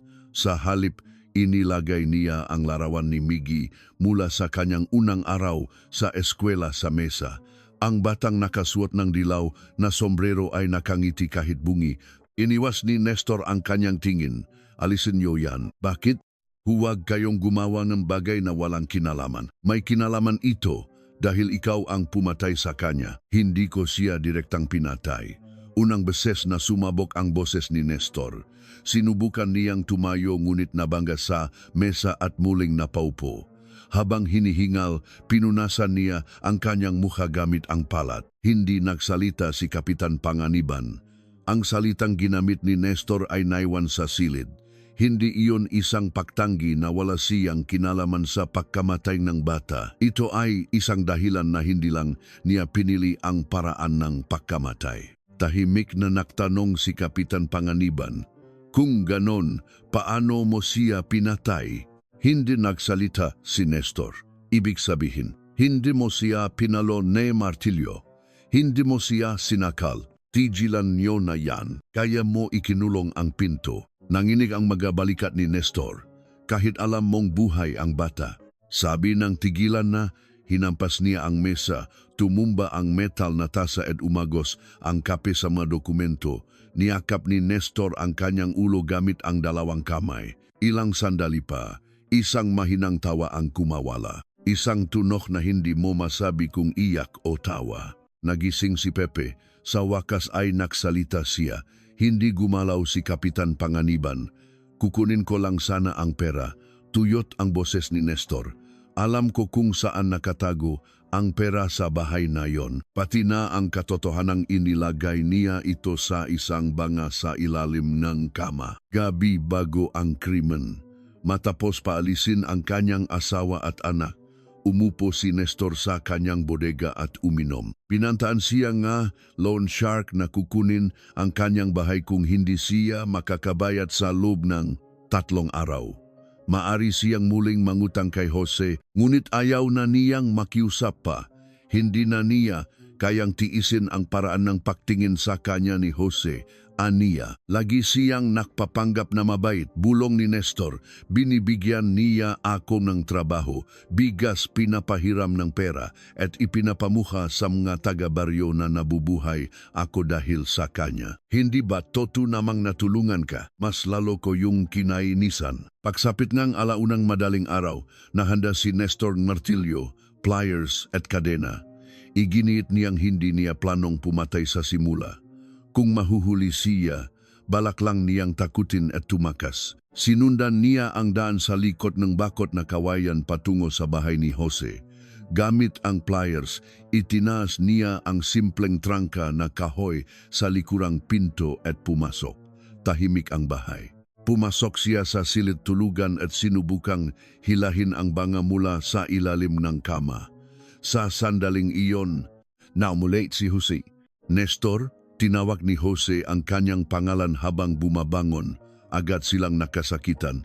Itinumba ni Jose si Nestor sa sahig at gumulong ang banga na lumikha ng malakas na ingay. Inilabas ni Nestor ang martilyo mula sa kanyang baywang. Sa unang tama, natumba si Jose. Sa pangalawa, napaluhod ito. Ngunit hindi tumigil si Nestor dahil tinawag ni Jose ang kanyang pangalan.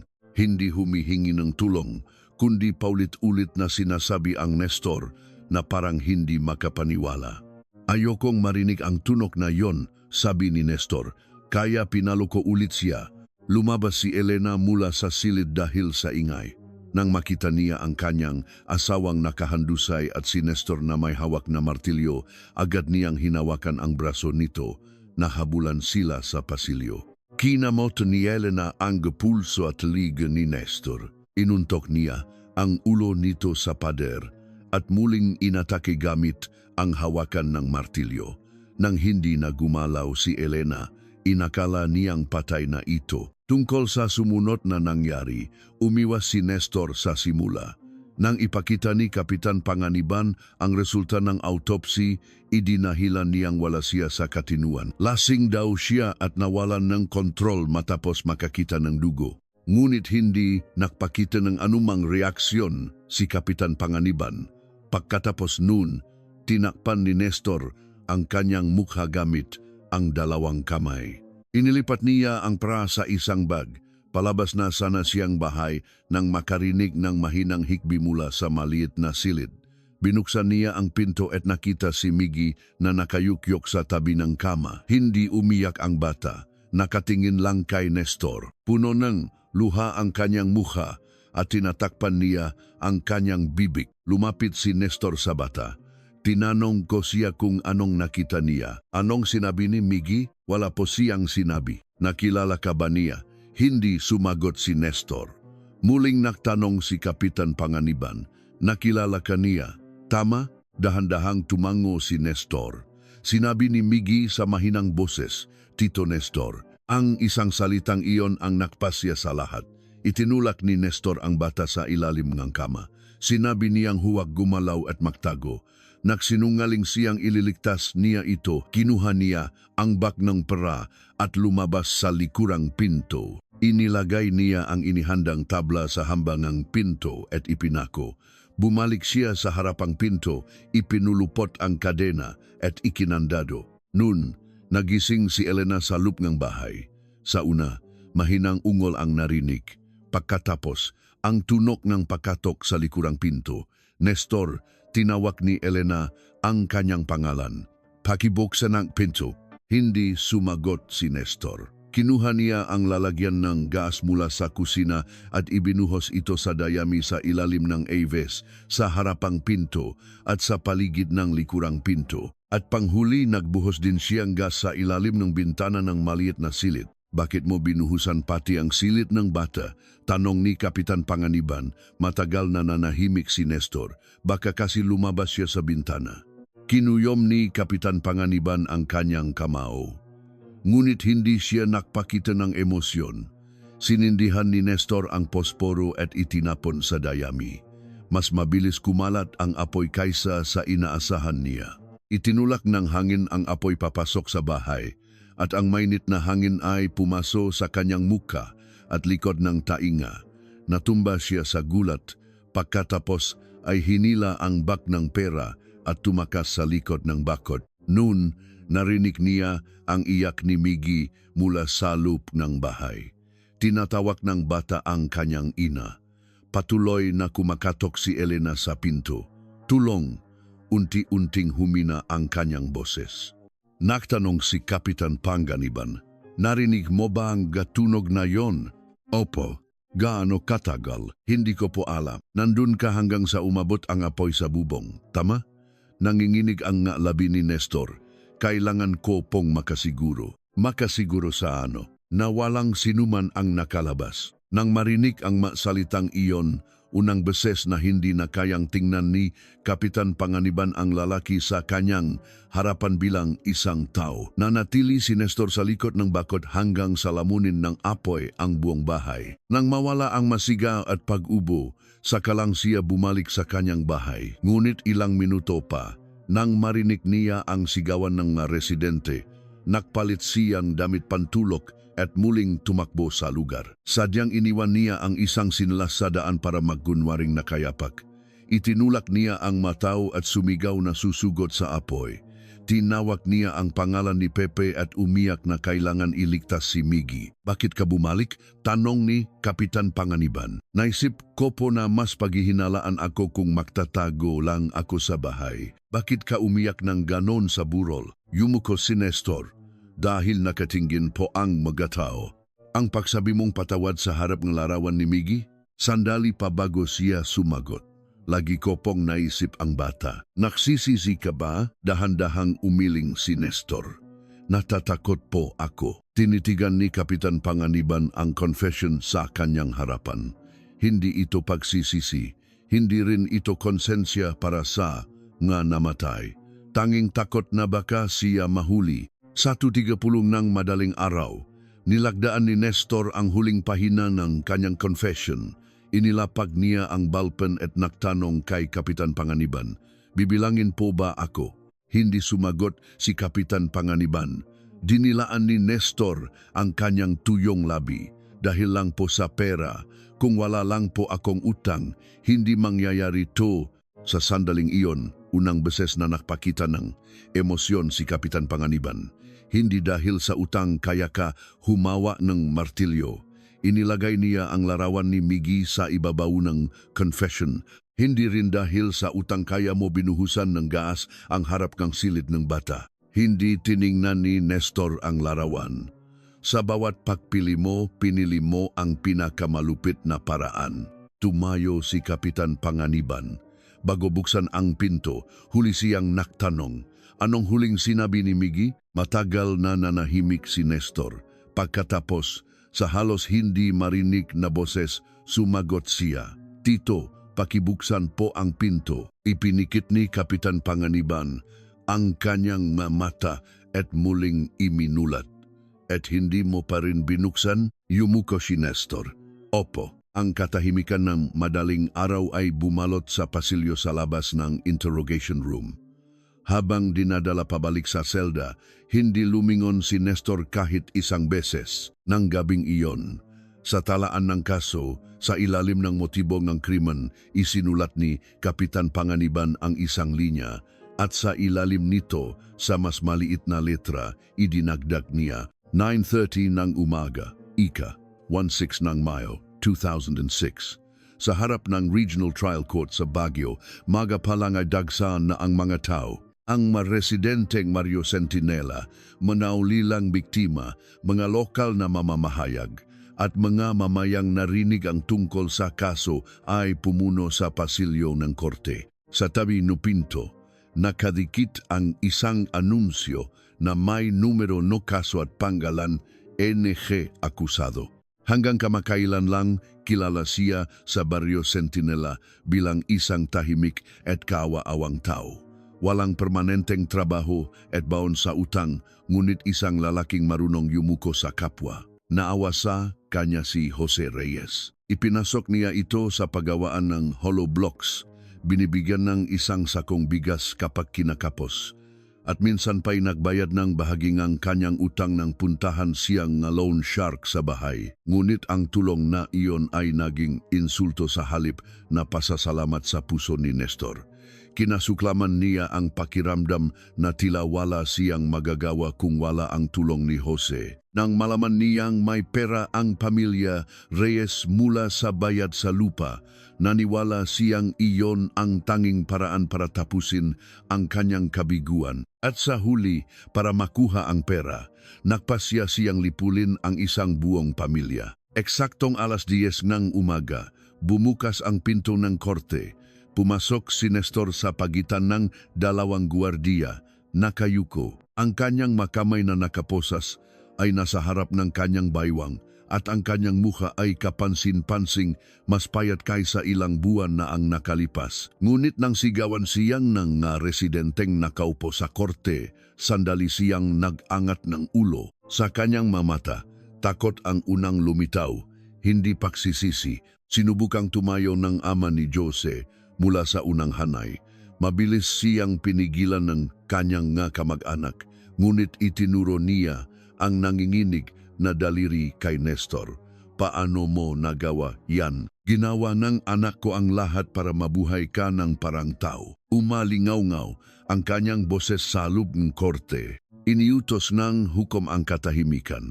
Hindi nagsalita si Nestor. Muli siyang yumuko ngunit hindi tumingin sa direksyon ng pamilya ng biktima. Inilahat ng prosekusyon ang buong proseso ng krimen ayon sa pagkakasunod-sunod. Hapon ng ika-17 ng Nobyembre, pinapunta ni Nestor ang kanyang asawa at anak sa mga biyenan. Nang mag-isa na lang sa bahay, naghanda siyang martilyo, pliers, kadena, kandado at mahahabang pako. Pagkalipas ng alauna ng madaling araw, lumapit siya sa bahay ni Jose gamit ang makipot na daan sa likod ng bakot na kawayan. Ginamit niya ang istruktura ng likurang pinto na alam na niya dahil sa madalas na pagpasok para makapasok ng tahimik. Ang kanyang layunin ay nakawin ang bayad na nakatago sa isang banga sa ilalim ng kama. Ngunit nagkamali ang kanyang plano nang magising si Jose. Paulit-ulit na pinalo ni Nestor si Jose gamit ang martilyo. Nang lumabas si Elena, sinaktan niya rin ito at nagsagawa ng isa pang krimen habang walang malay ang biktima. Pagkatapos, nang lalabas na sana siya dala ang pera, nakaharap niya ang 7 taong gulang na si Miggy na nakita ang lahat mula sa maliit na silid. Nakilala ni Miggy si Nestor. Nagsinungaling siya sa bata na ililigtas niya ito kung magtatago sa ilalim ng kama. Pagkatapos, hinarangan niya ang likurang pinto gamit ang tabla at pako at ikinandado ang harapang pinto gamit ang kadena. At saka, Binuhusan niya ng gasang lube at labas ng bahay at sinilaban ito. Ipinakita ng taga-usig sa screen sa gitna ng korte ang blueprint ng lugar ng sunog.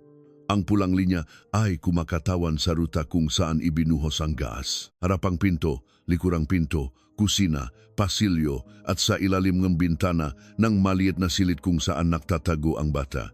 Hindi sinadyang sunugin ng akusado ang bahay, sabing ng taga-usig. Inalis niya ang bawat posibilidad na makatakas ang mga biktima. Lalo na, isinasalang-alang niya ang posibilidad na makalabas ang batang biktima sa bintana, kaya't nakbuhos siya ng maraming khas sa palihit na malit na silit. Iginiit ng abogado ni Nestor na noong oras ng krimen, lasing ang akusado at lubhang nabawasan ang kanyang kakayahang mag-isip. Dahil sa matagal na pakagumon sa sugal at pananakot ng nga loan shark, nasa ilalim siyang na matinding mental na pressure at hindi niya binalak na patayin ang buong pamilya. Sinabi niyang nagsimula ang gulo kay Jose nang hindi sinasadya.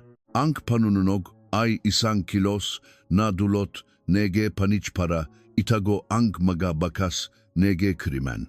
Ngunit inilahat ng prosekusyon ang mga bagay na inihanda bago ang krimen. Ang tabla na akma sa lapat ng pinto, ang tamang haba ng kadena, ang bagong kandado, ang mga pang-industriyang pako, ang sadyang pagpapaalis sa asawa at anak. Lahat ng ito ay nakpabagsak sa argumento ng hindi sinasadyang krimen. Tumestigo rin ang isang eksperto mula sa NBI. Ang martilyong may dugo ni Jose. Ang tissue ng balat ni Nestor na natagpuan sa ilalim ng kuko ni Elena. Ang sangkap ng gas na parehong natakpuan sa diaket ng akusado at sa lugar ng krimen. Ang serial number ng bayat na ginamit sa alaheria. Ang bakas ng sapatos na natagpuan malapit sa payphone. Ang bawat ebidensya kung titignan ng mag-isa ay maliliit na piraso lamang, ngunit kapag pinagsama-sama, nabuo ang isang kumpletong larawan. Pumasok si Nestor sa bahay ng mabiktima. Inatake niya sina Jose at Elena. Ninakaw niya ang pera. Hinarangan niya ang dalawang labasan, sinilaban niya ang bahay, at habang alam kung saan nagtatago ang bata, tumawag pa siya bilang isang hindi kilalang nagulat ng sunog. Ang pinakamalaking nakdulot ng epekto sa paglilitis ay ang recording ng tawag sa 911. Dumilim ang ilaw sa korte at pinatugtog ang recording. Isang boses ng lalaking humihingal ang umalingaw-ngaw. May sunog po sa bahay ni G. Jose Reyes sa Barrio Centinela. Tinanong ng operator ang pangalan ng tumatawag, ngunit hindi sumagot ang lalaki. Sa halip, nagmamadali siyang sinabi, may 3 tao po sa loob. At ilang sandali pa, iniwan niya ang tiyak na salita. May isang bata na malamang nasa ilalim ng kamasa maliit na silid. Nang matapos ang recording, ganap na natahimik ang korte. Ang ina ni Elena ay umiyak habang tinatakpan ang bibig ng panyo. Ipinikit ng ama ni Jose ang kanyang mata at yumuko. Hindi itinaas ni Nestor ang kanyang ulo. Sa oras na tumawag ang teleponong iyon, hindi pa nakakapasok ang mga residente sa bahay. Ang tanging nakakaalam sa lokasyon ni Miggy ay ang salarin. Sinabi ng taga-usig sa kanyang pangwakas na pahayag. Ang akusado ay isang taong tinulungan ng pamilyang biktima, ngunit itinuring niyang kahinaan ang tulong na iyon at binaluktot ang kabutihan ng mga biktima bilang isang gawaing nakasira sa kanyang dangal. Tumingin ang taga-usig kay Nestor. Hindi tumigil ang akusado sa pag-atake sa mga tao para magnakaw. Para lipulin ang batang nakakita sa kanyang mukha, ginawa niyang isang selyadong krematorium ang bahay. Mula sa likuran ng korte, narinig ang hikbi. Ang mas malupit pa ay hindi umalis ang akusado sa lugar habang kumakalat ang apoy. Nakatayo siya sa labas ng bakod at narinig ang hiling ng tulong ng mabiktima. Maari niyang buksan ang pinto, patayin ang apoy, o kahit man lang iligtas ang bata. Bumaba ang boses ng taga-usig, ngunit hinintay niyang mawala ang sigaw. Hiniling ng prosekusyon ang parusang kamatayan. Nang dumating ang oras para sa huling pahayag, dahan-dahang tumayo si Nestor. Binuklat niya ang isang inihandang papel, ngunit matagal na hindi ito binasa. Nanginginig ang kanyang kamay at bahagyang gumagalaw ang papel. Hindi po ako pumasok para pumatay, sabi niya. Gulong-gulo po ang isip ko dahil sa utang. Binalaan po ako ng mga loan shark, nasasaktan ang pamilya ko. At wala po akong paraan para makalikom ng pera. May nagmura mula sa audience.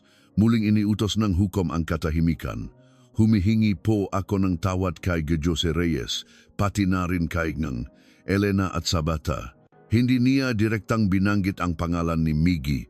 Mali po ang ginawa ko. Pero may asawa't anak din po ako. Kung bibigyan ninyo ako ng pagkakataong mabuhay, magbabago po ako habang buhay. Sa sandaling iyon, tumayo ang ama ni Jose. Binigyan mo ba ang pagkakataong mabuhay ang Miggy namin? Lumapit ang magwardiya kay Nestor. Muling sumigaw ang matanda habang umiyak. Nang humingi siya ng tulong na buksan ang pinto, binigyan mo ba siya ng kahit isang pagkakataon? Hindi nakasagot si Nestor. Hanggang sa huli, sinabi niyang takot siyang mamatay. Ngunit hindi niya binanggit ang takot na naramdaman ng 3 taong namatay sa apoy. 2 ng Hunyo 2006, idinaos ang pagbaba ng hatol. Itinuring ng korte na ang krimen ni Nestor ay hindi sinasadyang kilos na nag-ugat sa simpleng pangangailangang pinansyal. Ang paghahanda ng mga gamit, ang pagpapaalis sa pamilya bago ang krimen, at ang paggamit ng kaalaman sa istruktura ng bahay at gawin ng biktima ay nagpapakita ng malaking pagpaplano. Bukod pa rito, matapos patayin si Jose, mayroon siyang maraming pagkakataon na itigil ang krimen. Ngunit nagsagawa pa siya ng karagdagang krimen kay Elena at dahil nakilala siya ng batang si Miggy, hinarangan niya ang ngalabasan at naksunog, isang kilos na nagpapakita ng pagkawala ng kahit katiting na konsensya. Binasa ng hukom ang hatol.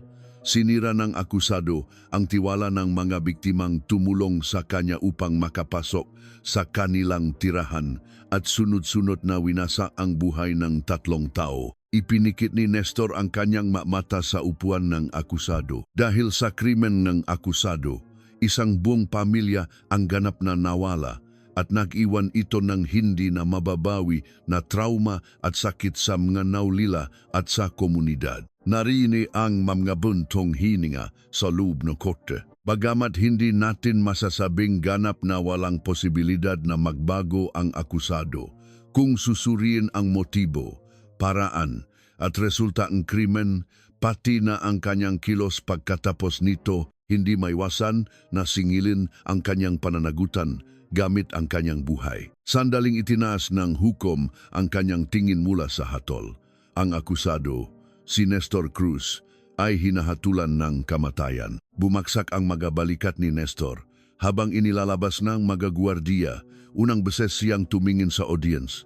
Ngunit hindi niya kayang salubungin ang tingin ng mga naulilan ng mga biktima.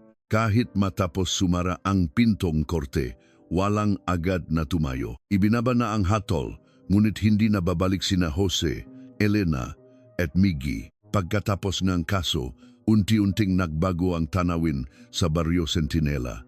Ang paggawaan ng hollow blocks ay nagsara dahil sa problemang pinansyal kinabukasan. Wala nang itim na usok na umaakyat mula sa chimenea at dumami ang mga bakanteng bahay sa baryo. Ang nasunok na bahay ni Jose ay ganap na giniba. Hindi naktayo ng bagong bahay ang mataga-baryo sa lugar na iyon. Ilang beses na may matagalabas na gustong bilhin ang lupa, ngunit hindi natuloy ang transaksyon. Nagpatayo ang mga magulang ni Elena ng isang maliit na lapida sa isang sulok ng lote. Sa lapida, tanging ang pangalan ng 3 ang nakaukit. Walang mahabang paliwanag. Walang detalye ng kaso. Tuwing dumarating ang malamig na panahon, may nag-iwan doon ng mabulaklak at isang laruang kotse. Mayroon ding isang modelo ng asul na bisikleta, kapareho ng sinasakyan ni Miggy nung nabubuhay pa siya. Si Kapitan Panganiban na humawak sa kaso ay humawak pa ng maraming malalaking kaso pagkatapos noon. ngunit hindi niya basta-basta may padala sa arkives ang talaan ng kaso ng Barrio Centinela. Sa loob ng kanyang drawer, matagal na nanatili ang isang transparent na evidence bag. Nasa loob nito ang isang kopya ng nasunog na 1,000 pisong papel. Sa gilid ng pera, may mga marka na pinigang ng init at sa ibabaw, may mga itim na mansa. Naniwala si Nestor na kung susunugin niya ang bahay, mawawala ang lahat ng ebidensya, ang katawan ng tao, ang dugo, ang marka ng kamay, ang boses ng bata. Ngunit ang perang dinala niya mula sa apoy ay nag-iwan ng amoy ng gas at abo. Inakala niyang makakabalik siya sa normal na buhay sa pamamagitan ng pagbili ng gintong kwintas. Ngunit ang mismong perang iyon ang nagdala sa mga pulis sa kanyang bahay. Ang basag na kuko ni Elena ay hindi rin bumitaw sa balat ng salarin hanggang sa huli. Isang maliit na sugat, ang amoy ng isang piraso ng pera, ang piraso ng metal mula sa nasuno na kagamitan, ang magabakas na tila mawawala ay nakaduktong-duktong at isa-isang gumuho ang mga kasinungalingan ni Nestor. Noong taglamig ng 2006, mag-isang bumalik si Kapitan Panganiban sa Barrio Centinela. Sa loteng may manipis na niyebe, tuyo na ang madamo, wala na ang bakot, ang likurang pinto, ang nga nasuno na biga, ngunit ang makipot na daan sa pagitan ng makawayan ay naroon pa rin. Ang daan na nilakaran ni Nestor noong gabing iyon, naglagay si Kapitan Panganiban ng isang bulaklak sa harap ng lapida. Sa tabi nito, isang maliit na laruang kotse na naunang iniwan ng iba ay natatakpan ng niyeba. Matagal niyang tinitigan ang pangalan ng 3 ng walang imik. Sa talaan ng kaso, nakasulat na ang motibo ng krimen ni Nestor ay utang sa sugal at pagnanakaw. Hindi iyon mali, ngunit hindi iyon sapat para ipaliwanag ang lahat ng nangyari noong gabing iyon. Maraming taong nangangailangan ng pera, maraming taong hinahabol ng utang, ngunit hindi lahat ay sinusuri ang kandado habang naririnig ang iyak ng isang bata mula sa kabilang panig ng pinto.